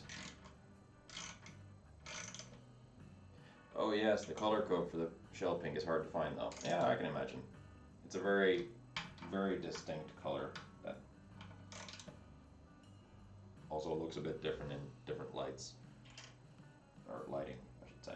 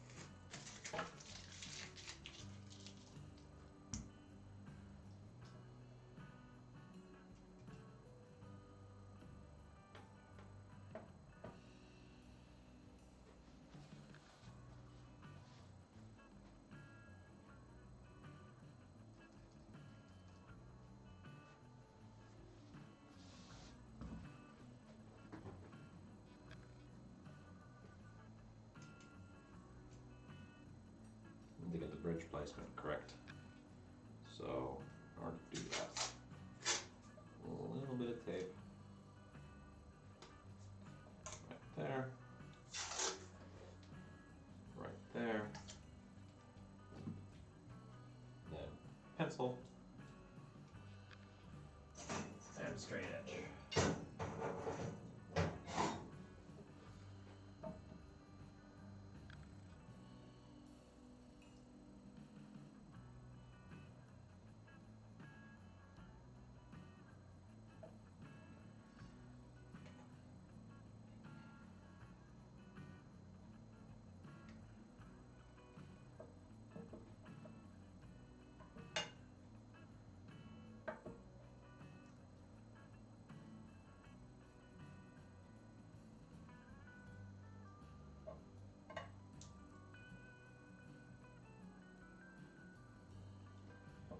Right.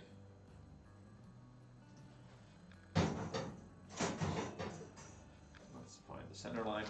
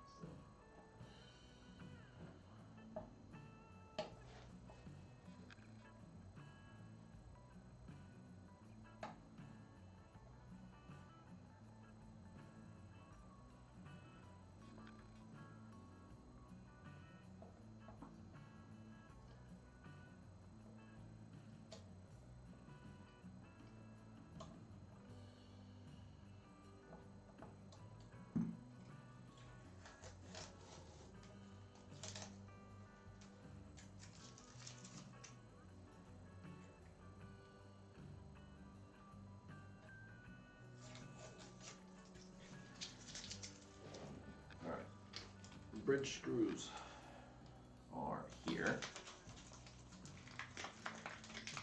Shame as well that they are black and not gold, but we'll make do with what we got. Now, I'm gonna need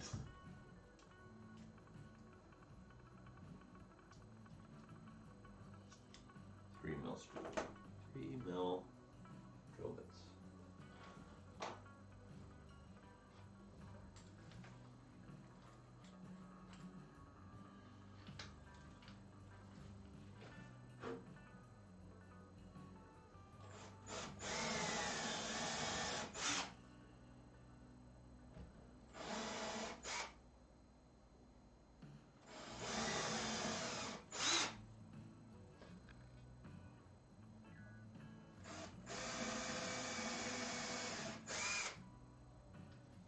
We're going to do the final adjusting once the strings go on.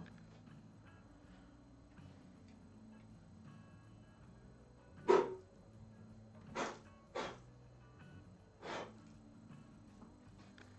for the time being,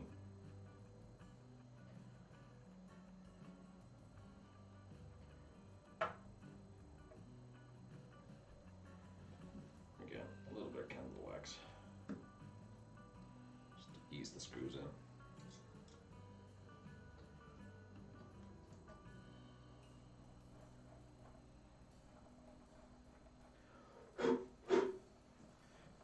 Basically all we need to do is just ever so slightly put in the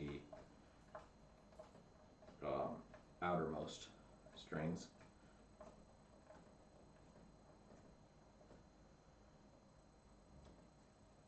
And then adjust accordingly. So we're actually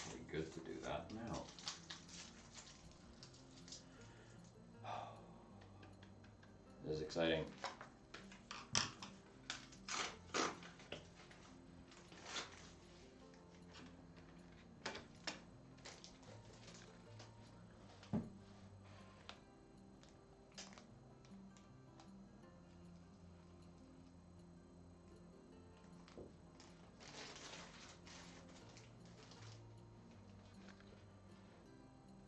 Huh.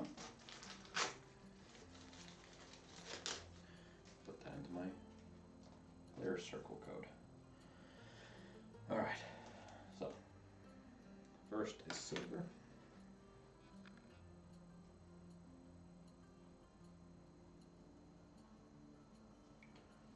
I need to open up all my locking tuners now.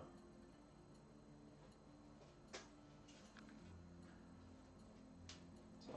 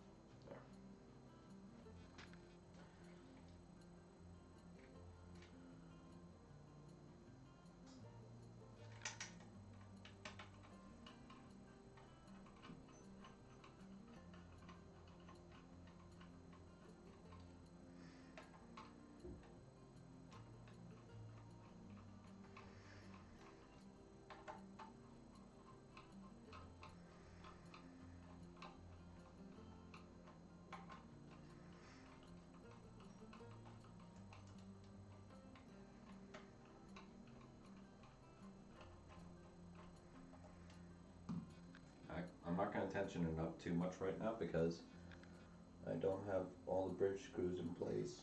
Oop, sorry. I'm not going to tension it up too much right now because I don't have the bridge completely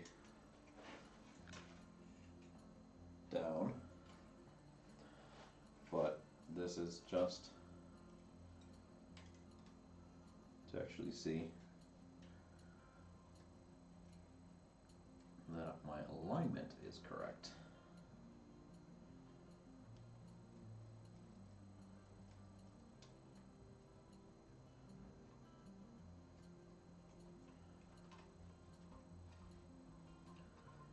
Lock that down.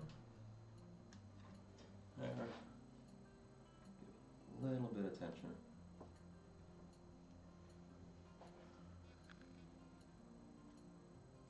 Yeah. What how big it was there. Sweet. Actually, doesn't look too bad, but let's put in the low E as well. So that is the brass one. When you install the bridge, how do you position the saddles? Screw them mostly forward and then position the bridge. Depends on the bridge. I might even take the saddles completely off and then position the bridge if there's no room for me to get a screwdriver in there. So, but with this, there's plenty of room, so I can just move the saddles a little bit out of the way. And then before doing any intonating and stuff like that, I bring the saddles so that they're halfway through adjustment.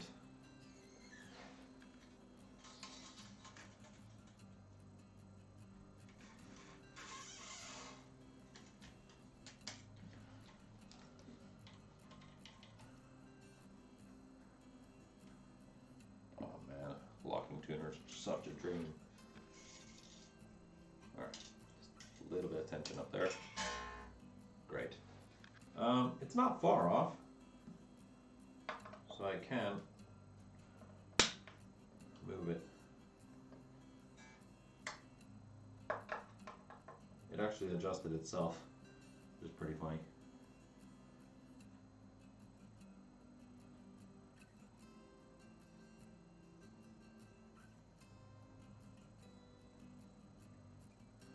Essentially, that's where I want.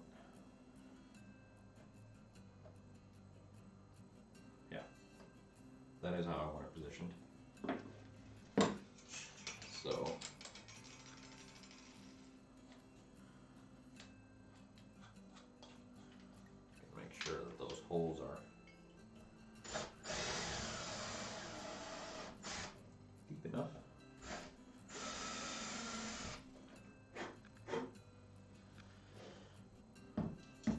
this is essentially, yep, that is where I want it to be.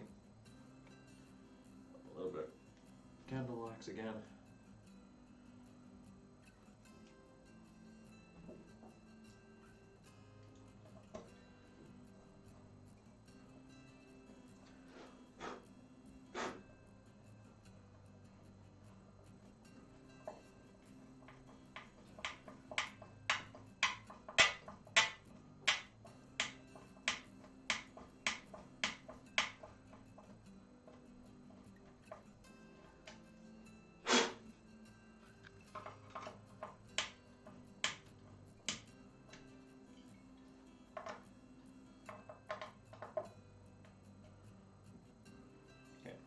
Loosen this.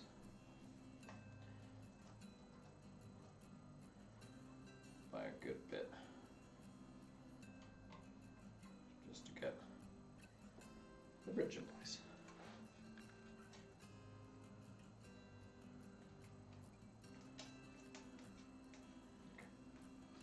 Candle wax.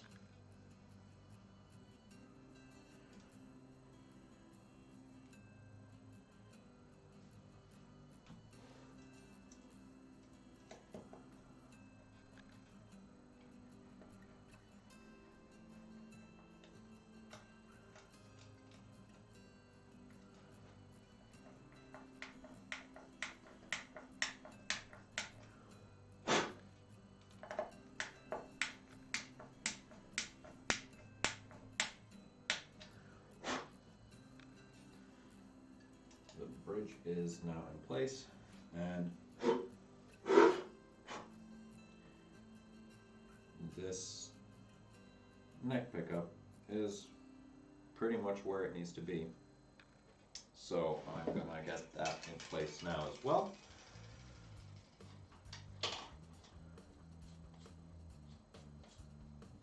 Did I say bridge? I said neck. Neck pickup is in where it needs to be.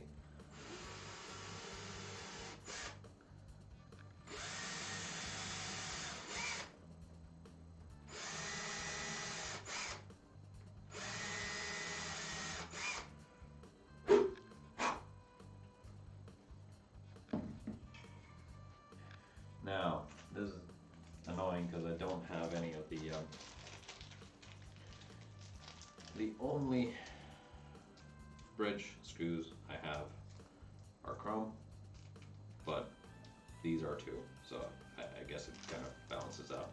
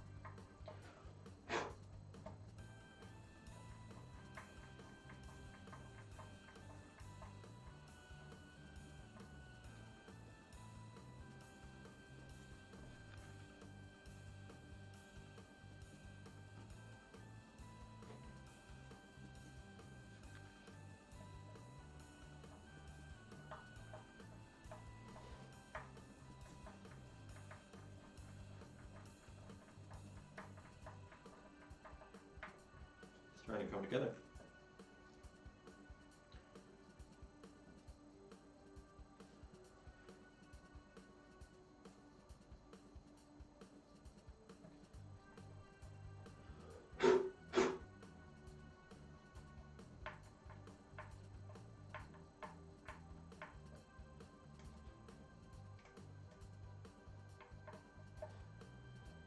I really hope that all the switching and everything works.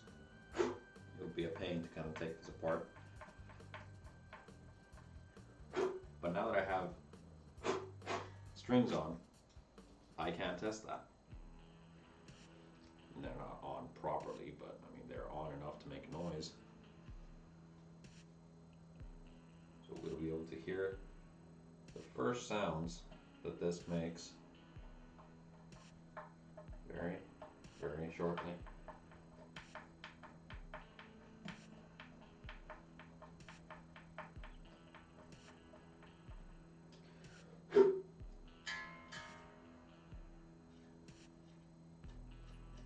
Does it gent though?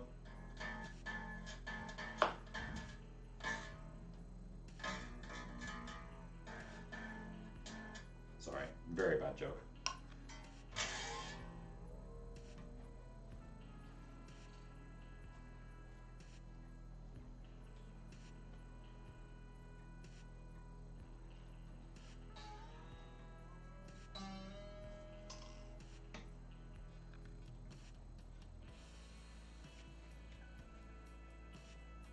But let us give it a little bit of a whirl. Now, one thing that I desperately need in my workspace at home is just some combo amp or some amp of sorts in the first place. It lives. Let's check that that is. Okay, so I have my switch the wrong way around.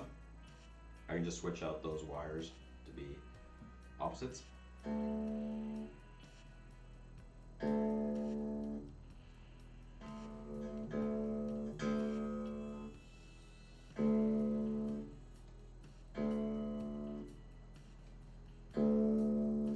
It has all the different sounds. Great.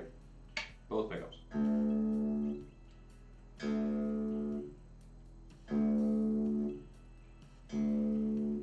Has all the different sounds. Neck pickup. Or bridge.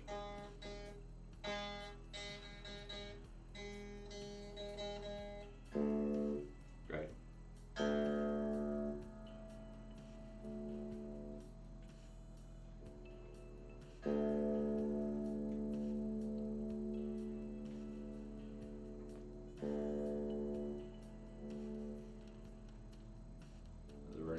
Very quick decline on that, but everything works. Now, before I forget to do it, I am going to switch out the pickup so that they're going the right places. So I need to put that back to heat up. And because everything works, I can also clean up that cavity a little bit with some zip ties.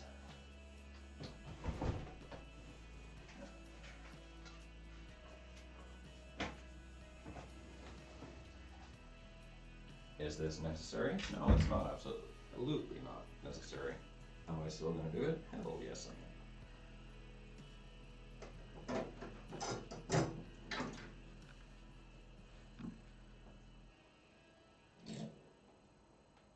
I need to wait for that to heat up. So in the meantime, let us put in the rest of the strings. Purple should be B. Yep.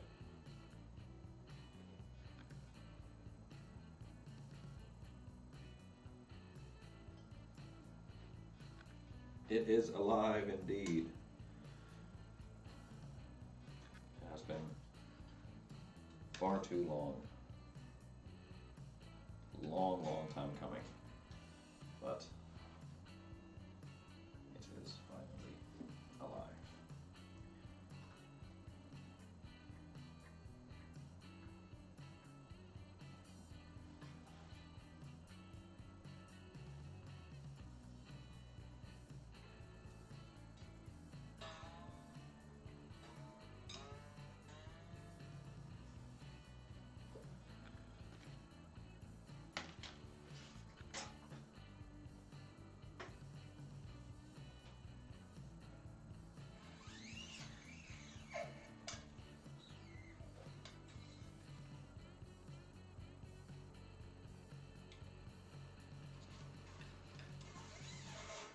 Now I get to see how the newly designed headstock also works.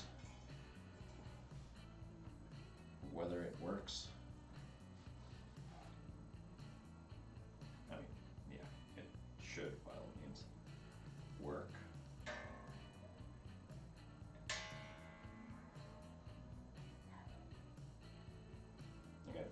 strings are pretty high, so I am wondering whether I'll need to put in a string retainer, which I do loathe to do, but seems like a necessary evil at this point. Unfortunately. Next up, green.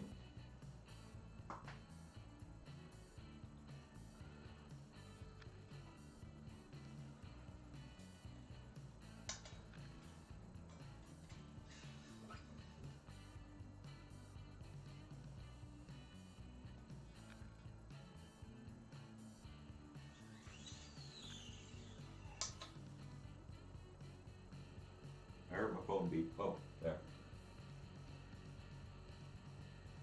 Nothing important.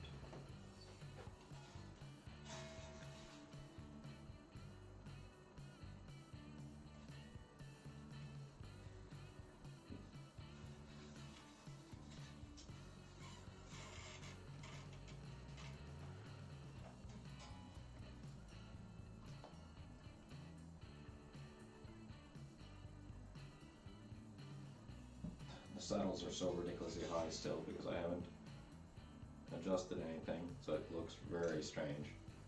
But we're getting there.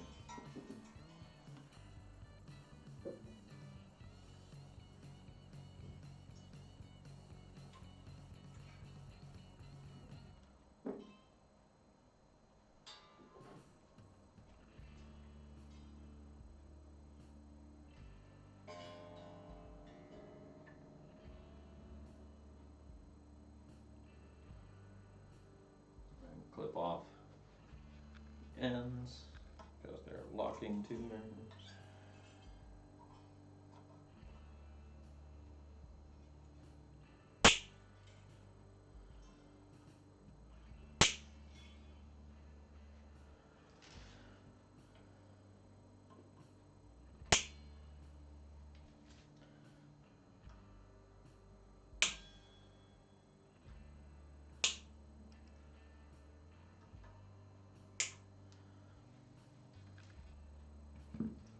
All right, so string retainer, huh?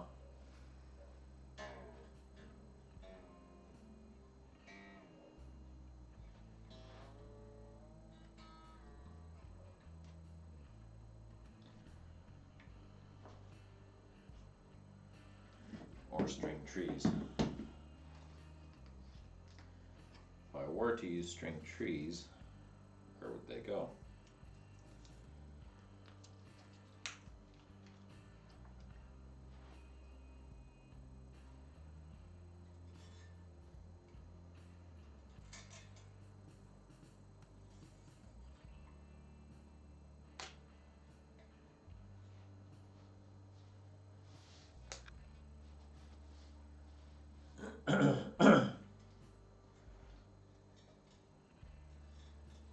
They would essentially go where the logo is. No!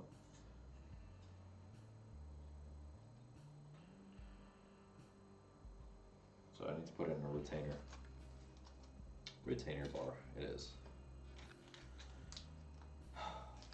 Bummer. Bummer.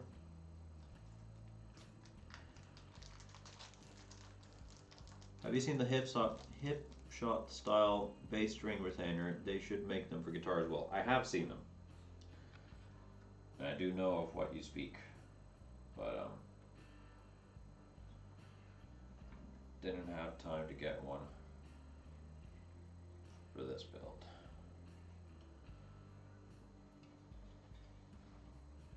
Fortunately, there is pretty much only one place where I can have this, and it's like here.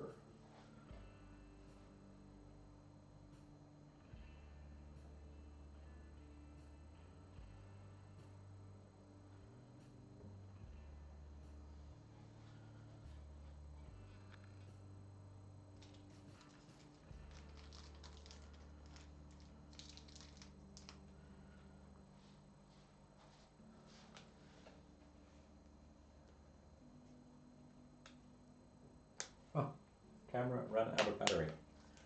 Alright. Switch that out. And there's the battery that I didn't charge. Great.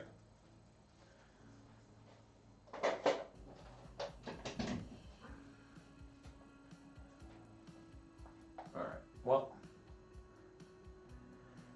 having to put in a string retainer because the strings are way too high.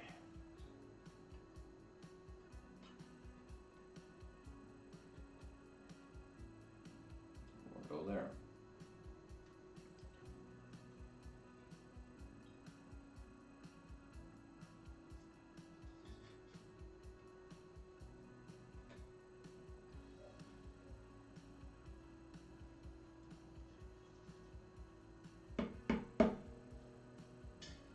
Just marking out the position.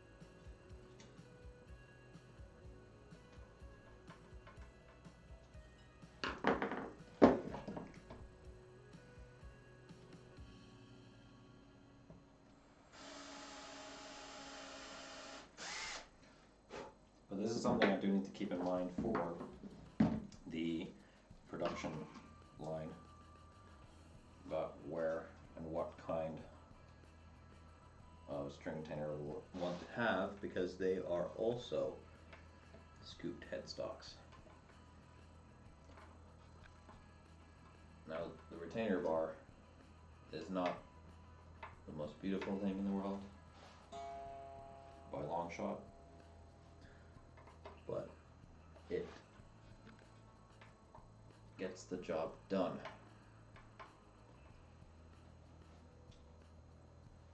Gives me the right angle on my strings, which is, you know, what we want. What do you think? How does that look?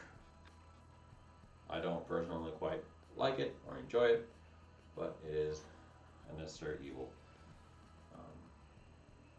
Doesn't really get in the way of playing.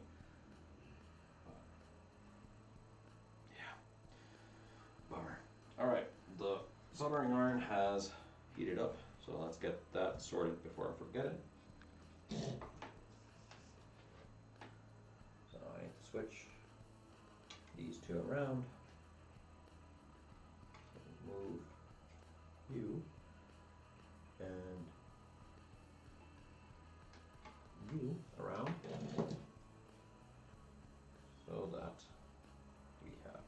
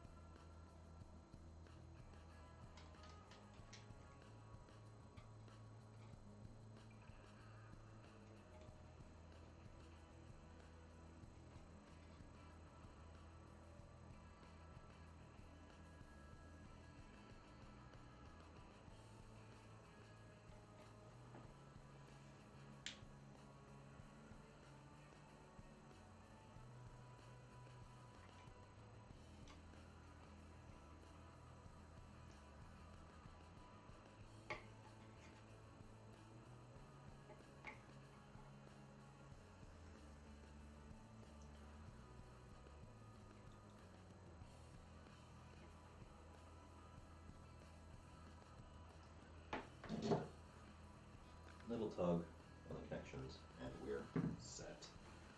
Alright, let's clean these connections up a little bit. I'm going to have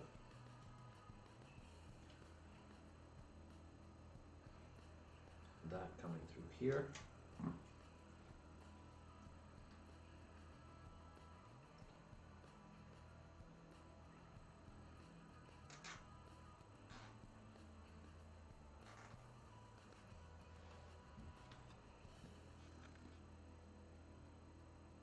it fits quite well. To be honest, I don't mind the look of it.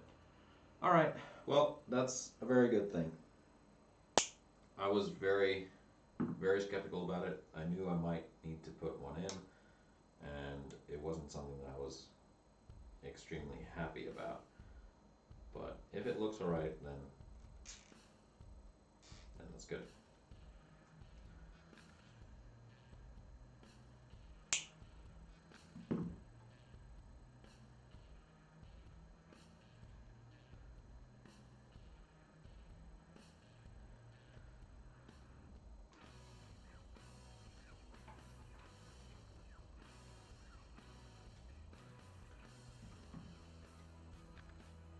Alright, now I put in the zip ties and now it looks like this.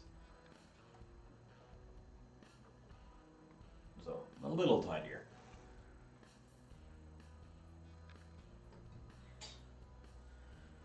A couple of things that we're still missing before we start intonating and getting everything sorted. Let's put in the strap buttons. That will help me with intonating this thing. So, I'm gonna go with the black felt for these ones. Gold, of course, to fit the theme.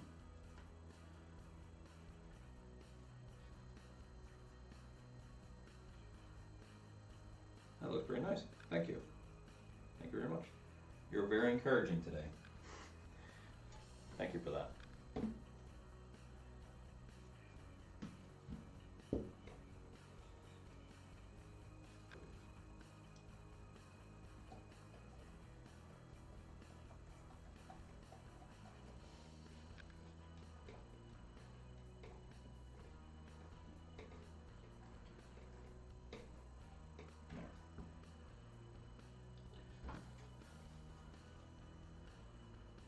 It's funny how many times, like working at Crimson and everything else, that we finish a guitar and then we realize it's like something looks weird. And it's like, oh, the strap buttons.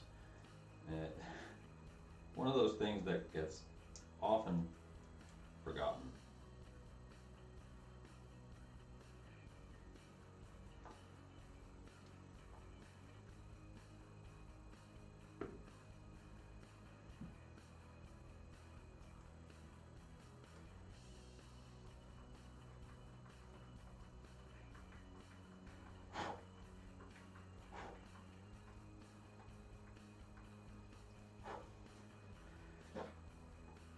Even though we have already tested the electronics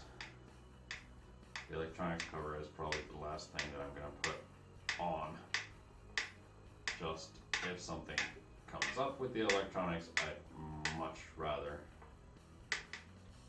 fix it at that point. Alright, let's put in the knobs. They have an Allen key.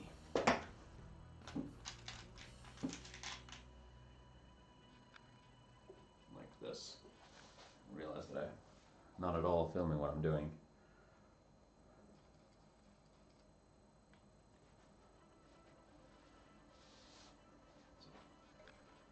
Knobs at full tilt.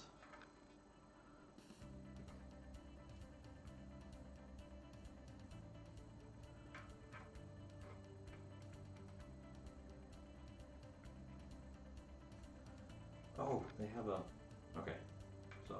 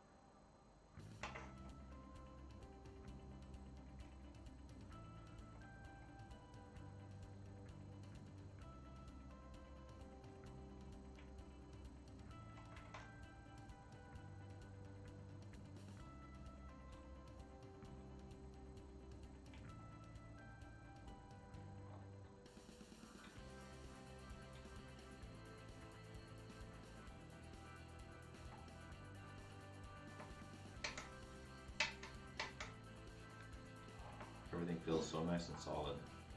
It's great. All right. Now that I have everything at this point, I'm gonna clean up the workbench so that we can get ready for tuning up and intonation and setup. So, give me a sec while I clean everything up, and we'll be right back. I'm gonna bump up the volume for the music for a little bit. Remind me to take it back down again then.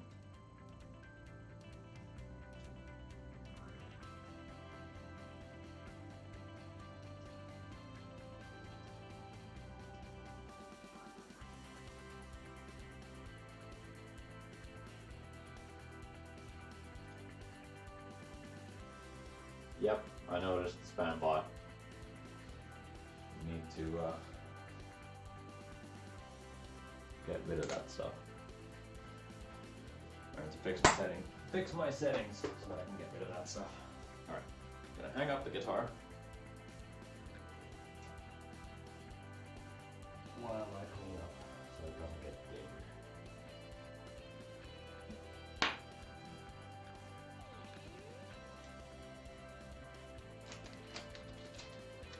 Gather up all the pieces that I'm gonna still use. Oh, need to do that too. Keep those over here. Trash, wiring.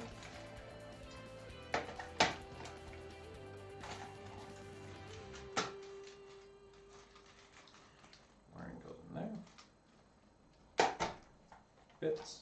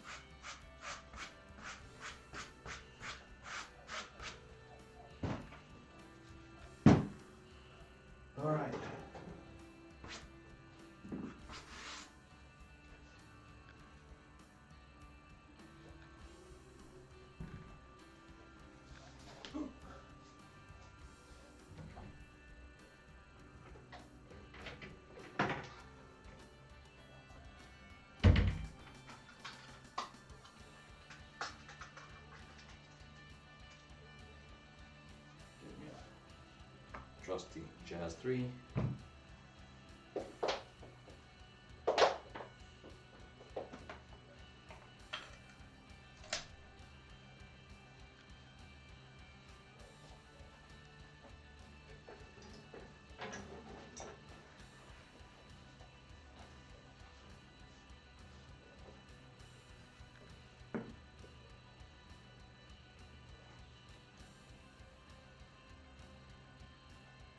Now it's time to do all kinds of adjustment.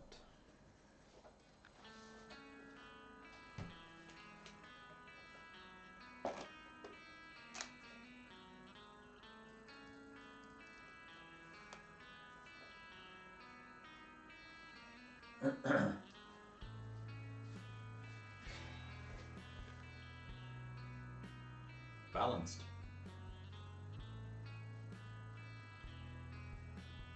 Tiny bit of neck dive when it gets around to it, but mostly it's pretty much balanced.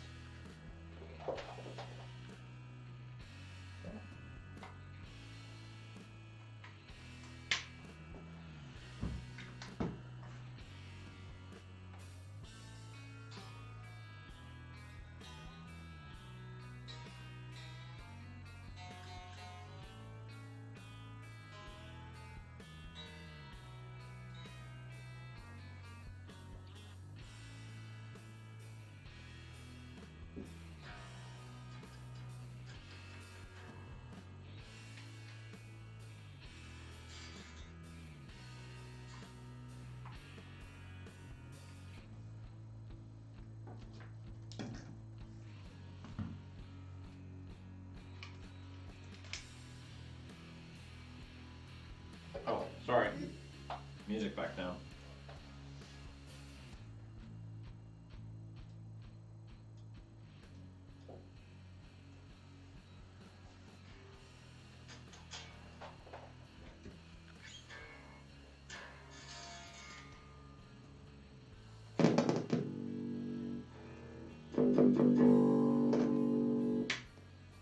Okay, so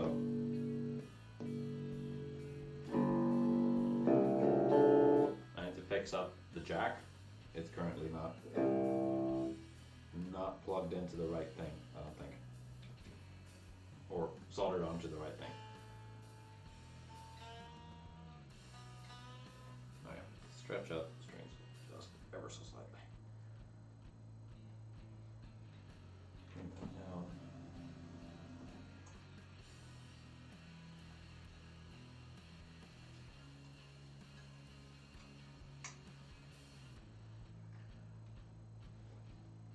is fret fuzz a common thing with new strings?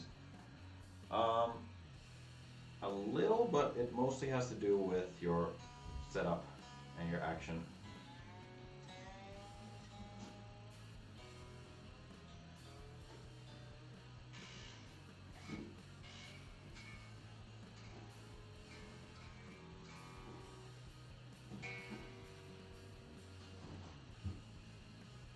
Oh wow, those are like really high.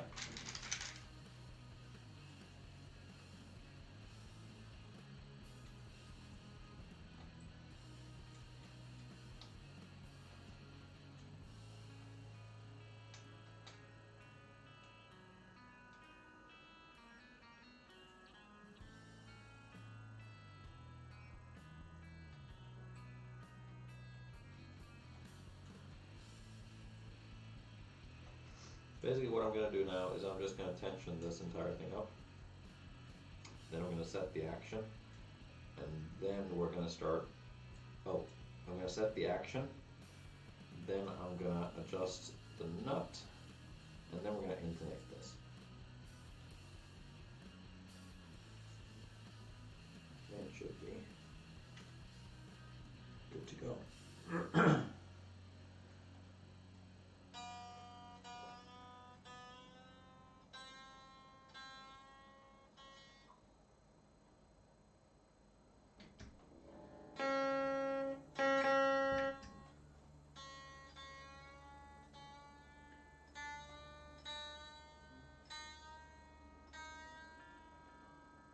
Guitars are so finicky. Yes, they are. You got that right.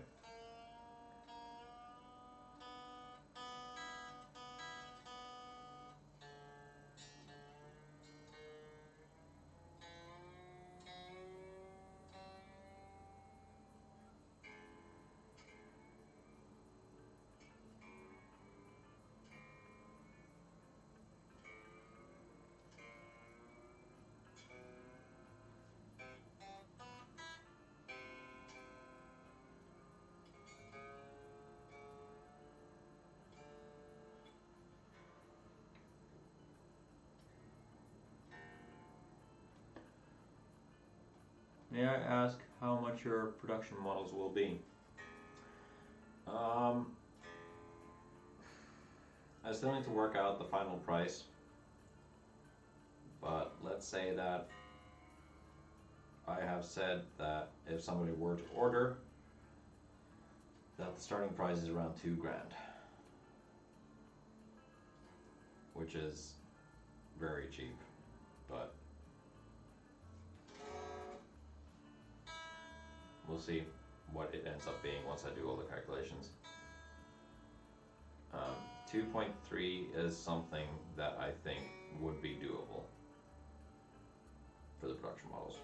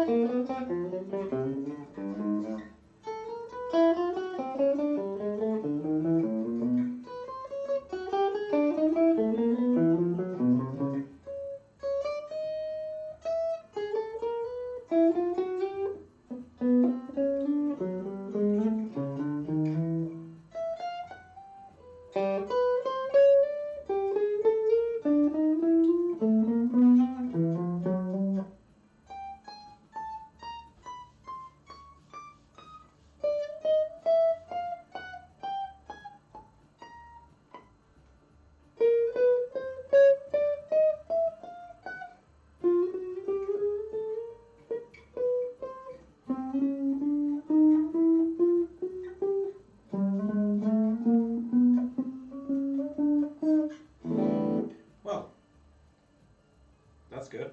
Everything plays as it should. There's no fret buzz. We'll get back to this in a minute. Now it's time to adjust the nut.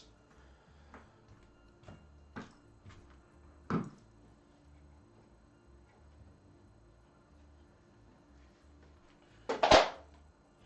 also going to fix that. Or I believe it is incorrect. But I'll do that in a bit. First, the nut.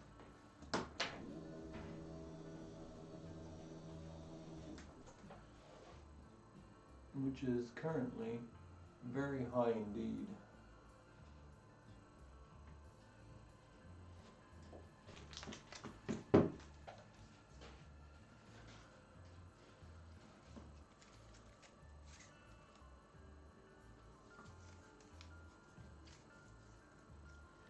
Sounds pretty good to me. Sadly, too much for me, though maybe one day. Yeah, I get it. It's just, For a very long time, I made guitars and did a lot of guitar related work for way too cheap. I do need to realize where the price is supposed to be when it comes to fully handmade instruments, and 2.3 is still very cheap in comparison to a lot of other builders out there, but it is something that I can do. So I'm gonna take this off so I don't hit it with the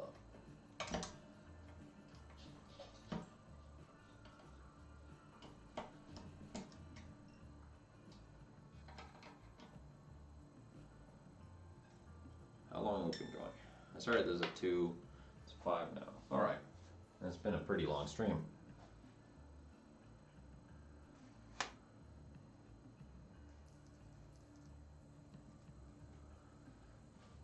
Camera is gonna die out soon. That's kind of a bummer. Should I adjust the saddles first? Or just get to it? I should do this in order. So, bring these down to where they need to be.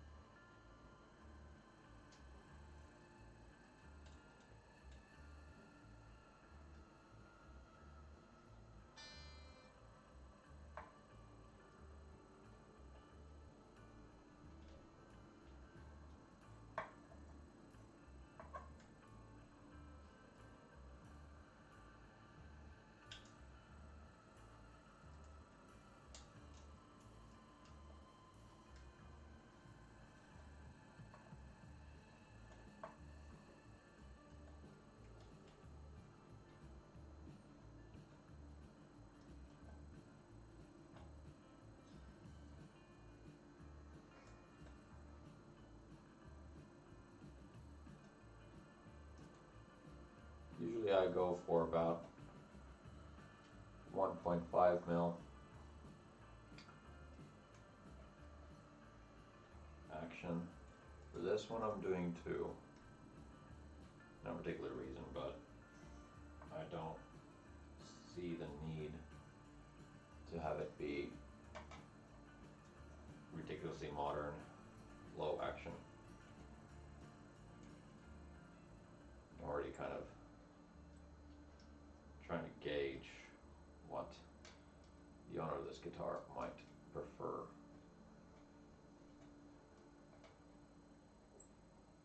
We'll see. He can bring it in for adjustment then later on.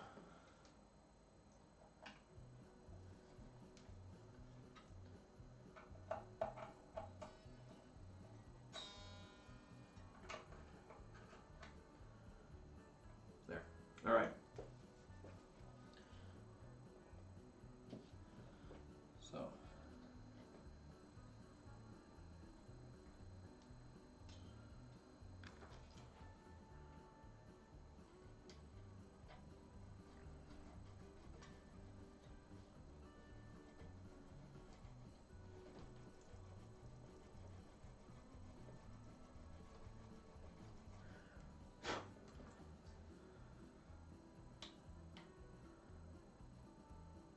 Oh, definitely. If I had the money, I'd happily pay for it. That's the main problem I have. Money.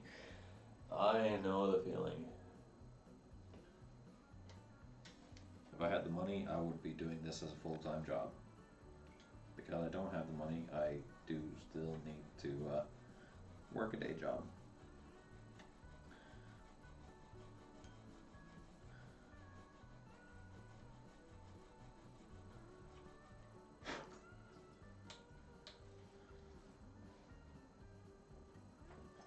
There. Essentially the idea is that by pressing down the 3rd fret and then trying to fret the 1st, I want that to feel effortless and not having to press down too much. Still relatively high. I have plenty that I can bring down.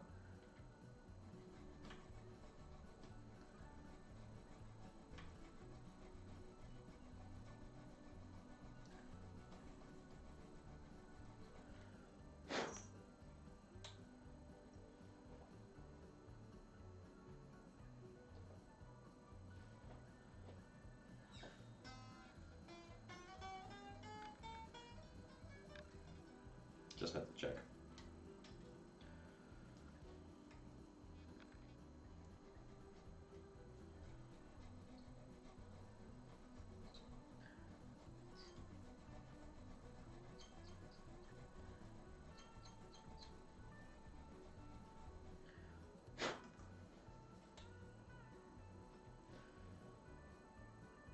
Okay, that's a bit better. This can come down a lot.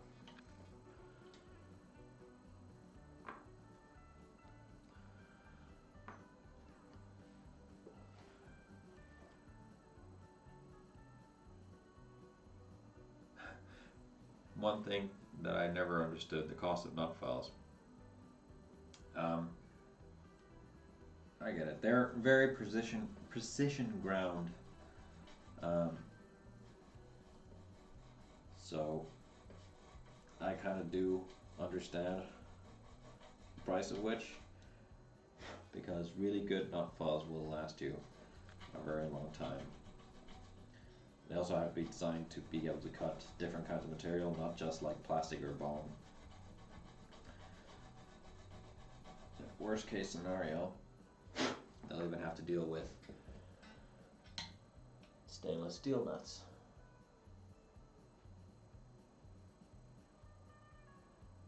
A little bit more, I think.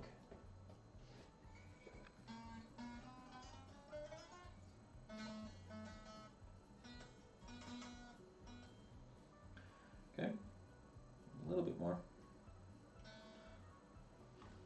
Not by much.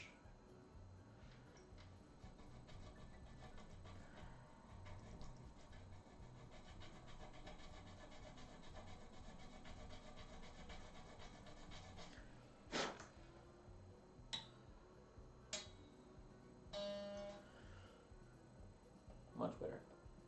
Yep, that can come down quite a ways too.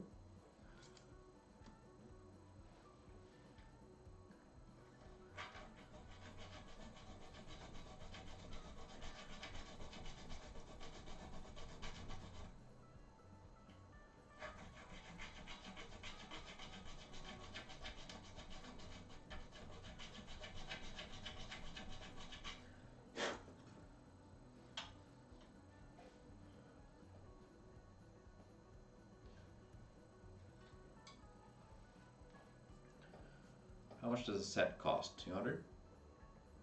No, I don't think it was that much. God, this is really dropping frames a lot. Sorry. I don't think it was that much. Let's see. Hosco nut file set.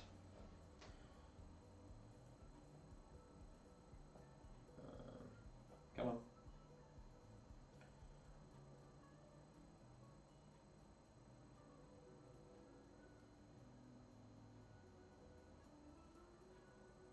Hosco nut file set. So this set that I have, for example, this was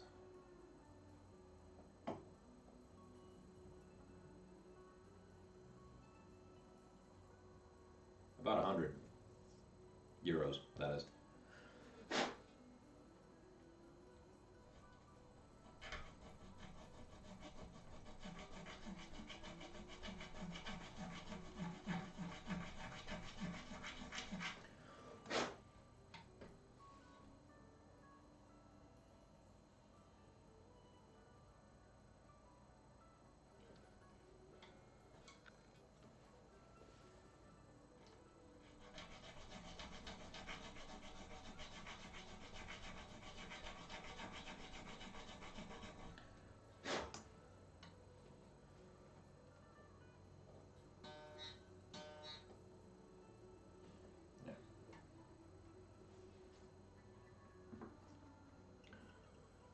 Osco ones. I'm gonna check those out then. Yep.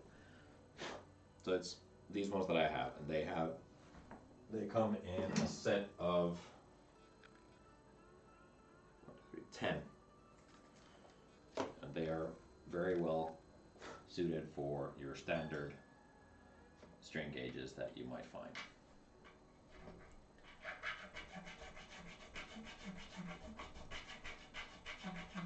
They go from 10, or like 0.010 to 0.056, I think.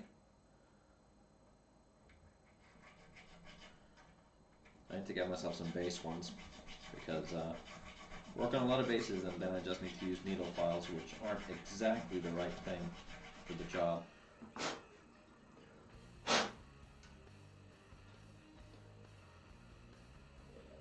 Still come down.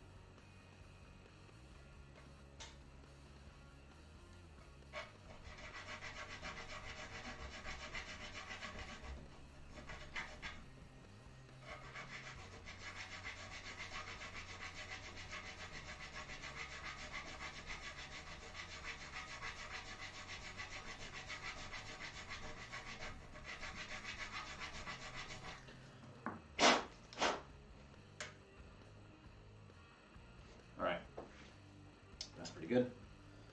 So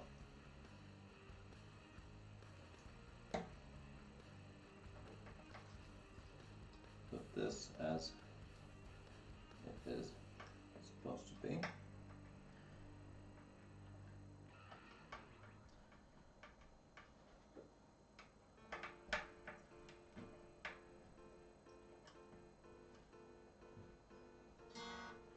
Then check some wiring stuff.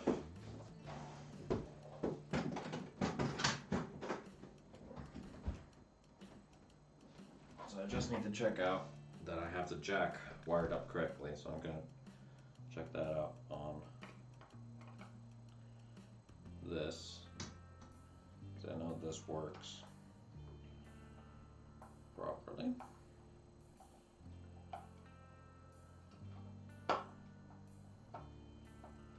And comparing quality stuff between the Icarus prototype and the Celeste, leaps and bounds,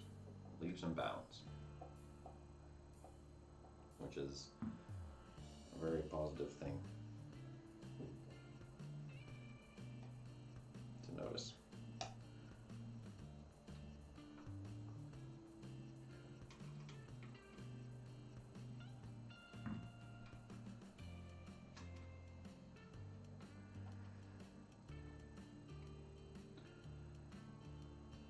Not to say that there's anything particularly wrong with the iCrest prototype, it's just, it is from a different time.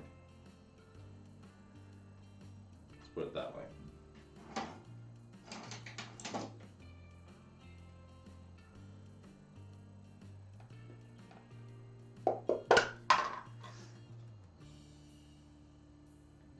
Yeah, so it's supposed to be in the short one. I think I put it in the long one.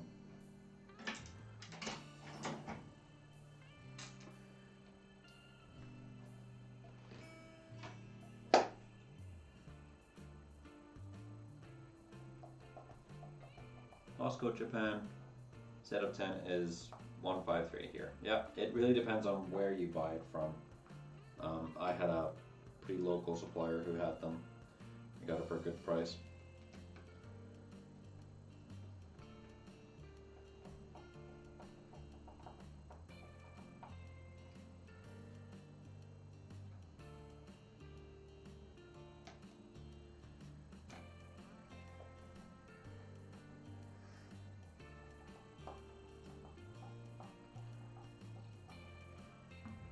Hey, man, what do you think of this one? Oldie. Oldie, but very well played. Let's put it that way.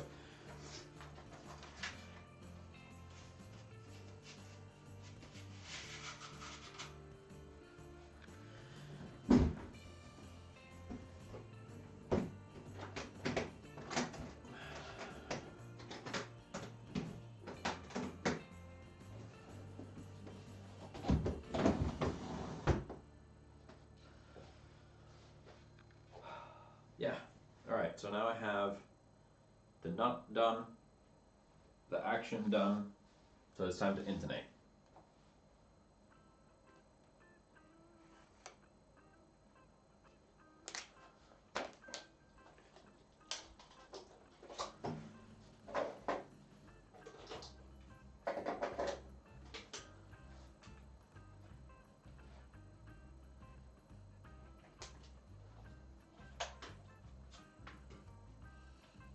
Switch out memory cards.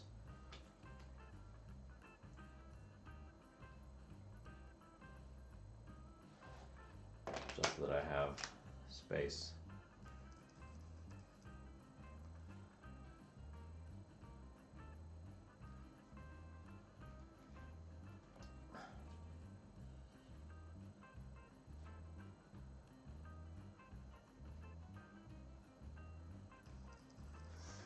All right.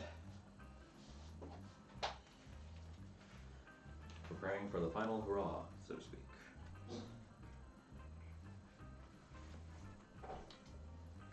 Intonation. Oh, what am I doing? I needed to fix the output real quick. How could I forget?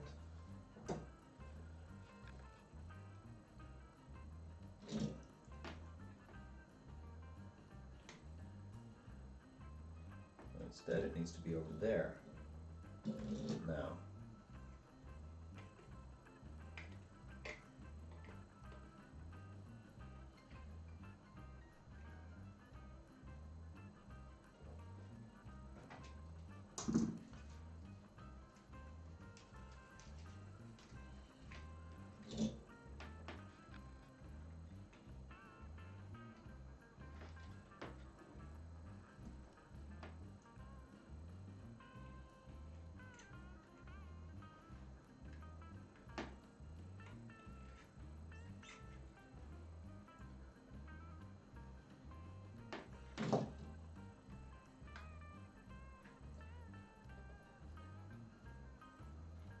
Now it should work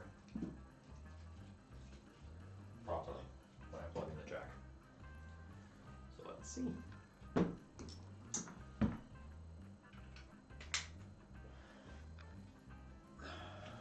Strap.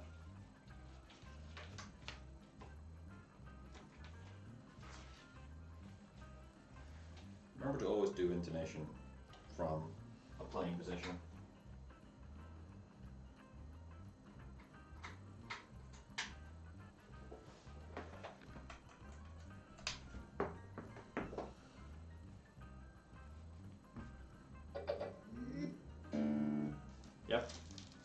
fixed it. It sounds beautiful. I can take this down a bit as well so you can see the guitar.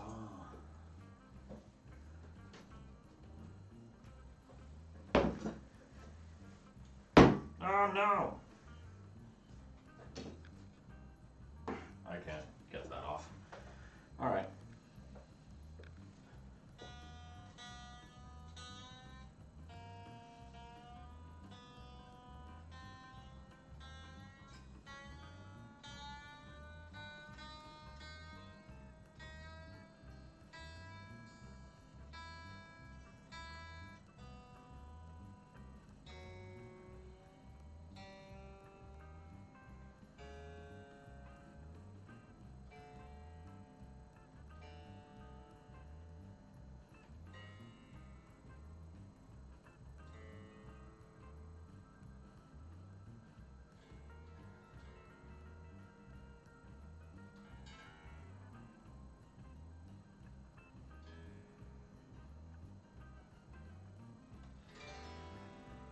Alright.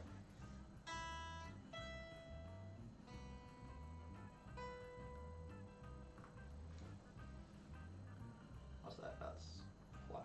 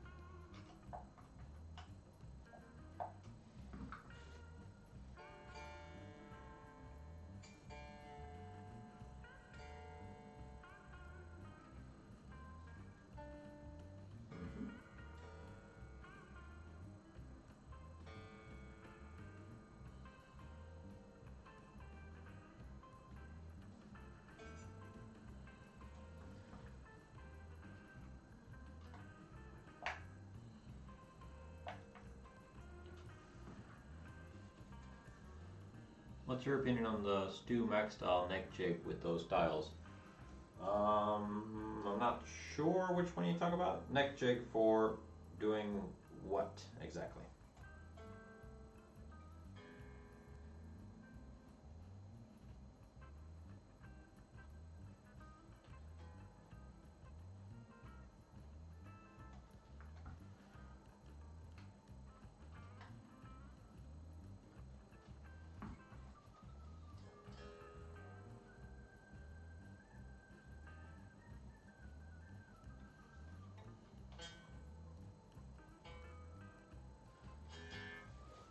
Great. That is now officially.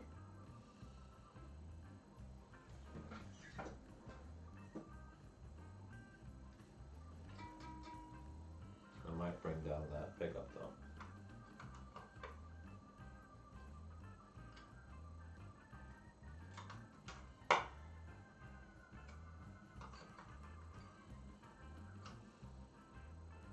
There.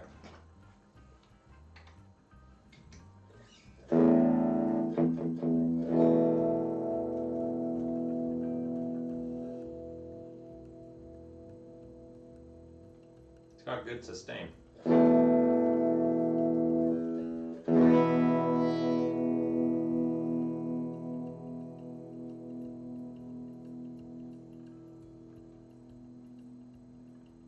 It's still going.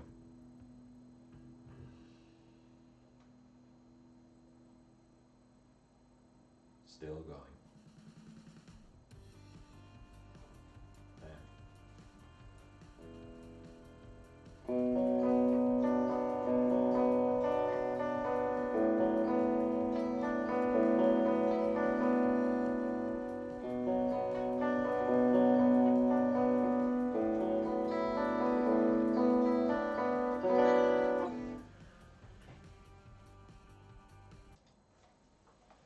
turn off the music. Now,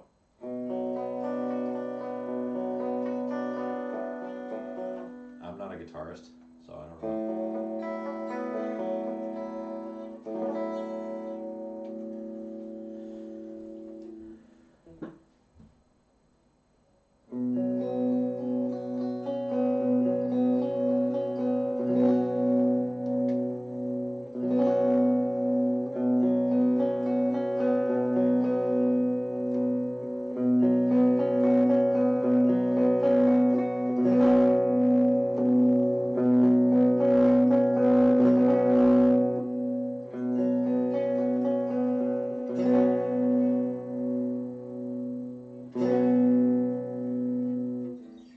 That sounds great. How'd it go? Yeah.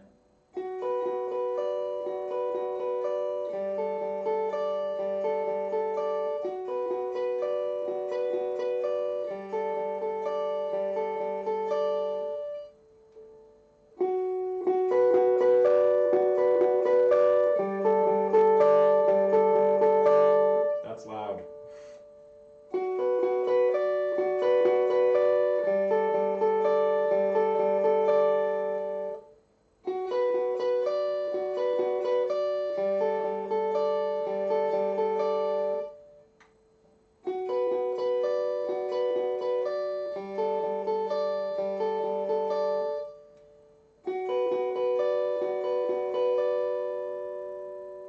Let's try the neck pickup, or the bridge pickup.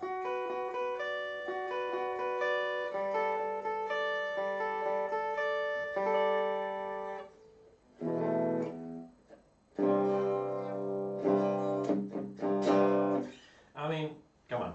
Honestly, what I tend to play when it comes down to stuff, I might as well try and play with this. So, give me a second. Let's add some gain.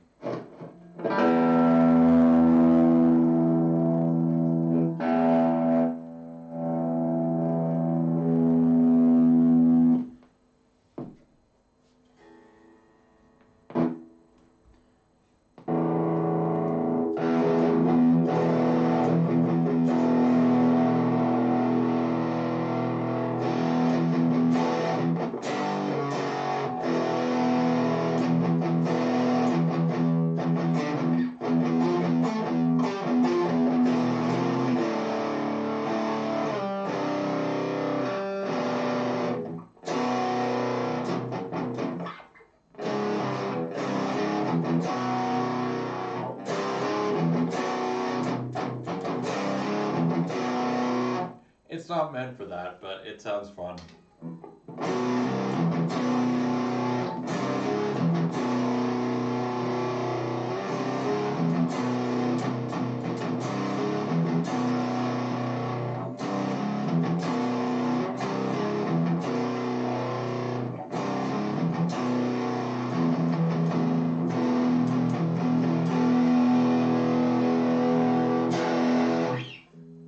Wait.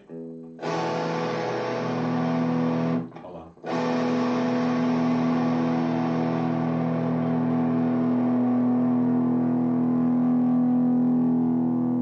Can I get the feedback?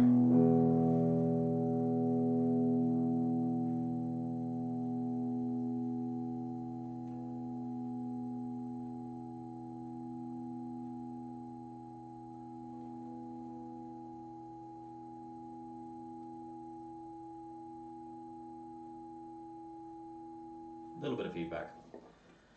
Does it chug? Well, you tell me. I think it does. I mean, we're considering that this is going through a headphone amp into a JBL clip. It's not exactly an amp.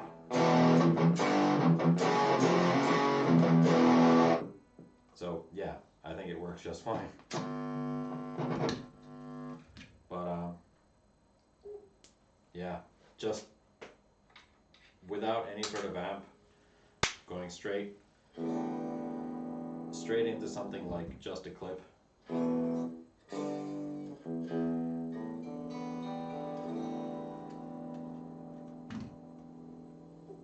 I'm happy with it. I am really, really happy with it. And now there's some final things that need to be done, which is put in or close up the electronics cavity and write the certificate of authenticity. And then that is that for this guitar. Back plate in place. Get the back plate screws. I'm gonna use these ones because they're a bit nicer.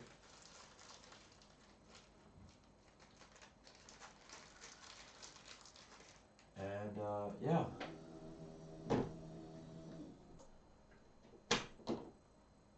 Then we're pretty much done with the Celeste. And wow. To think that this has been pretty much, depending on which way you count, 5 or 7 years coming. And it's finally done.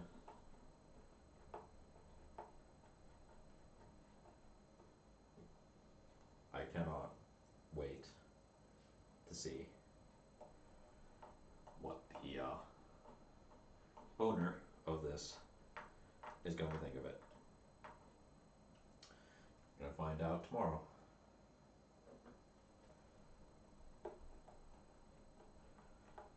But personally, this is probably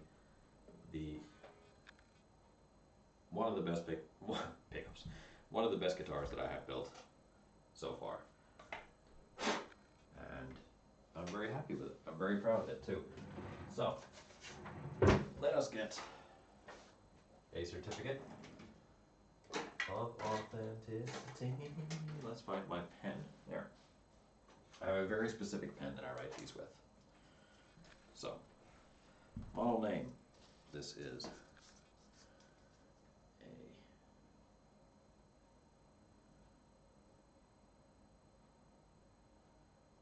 a dataless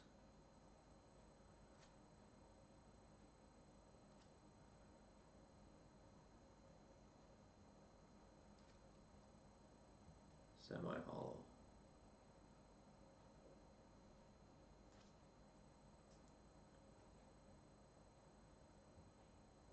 And the first of its kind, actually, I should point out. The serial number is 0, 0, 2, 1.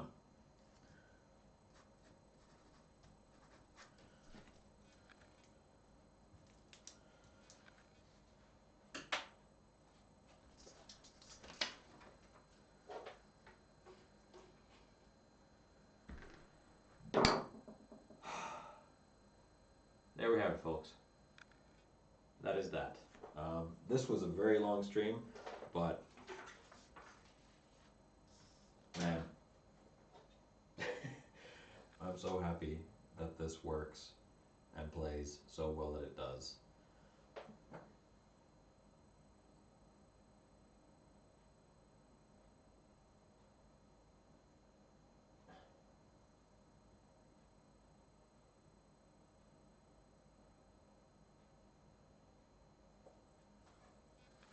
Yeah, thank you very much for watching. I'm gonna go and do a couple of other things. I need to put on a little plaque onto the guitar case, and then that is that. But thank you so much for watching, tuning in. I'm gonna check that I'm recording.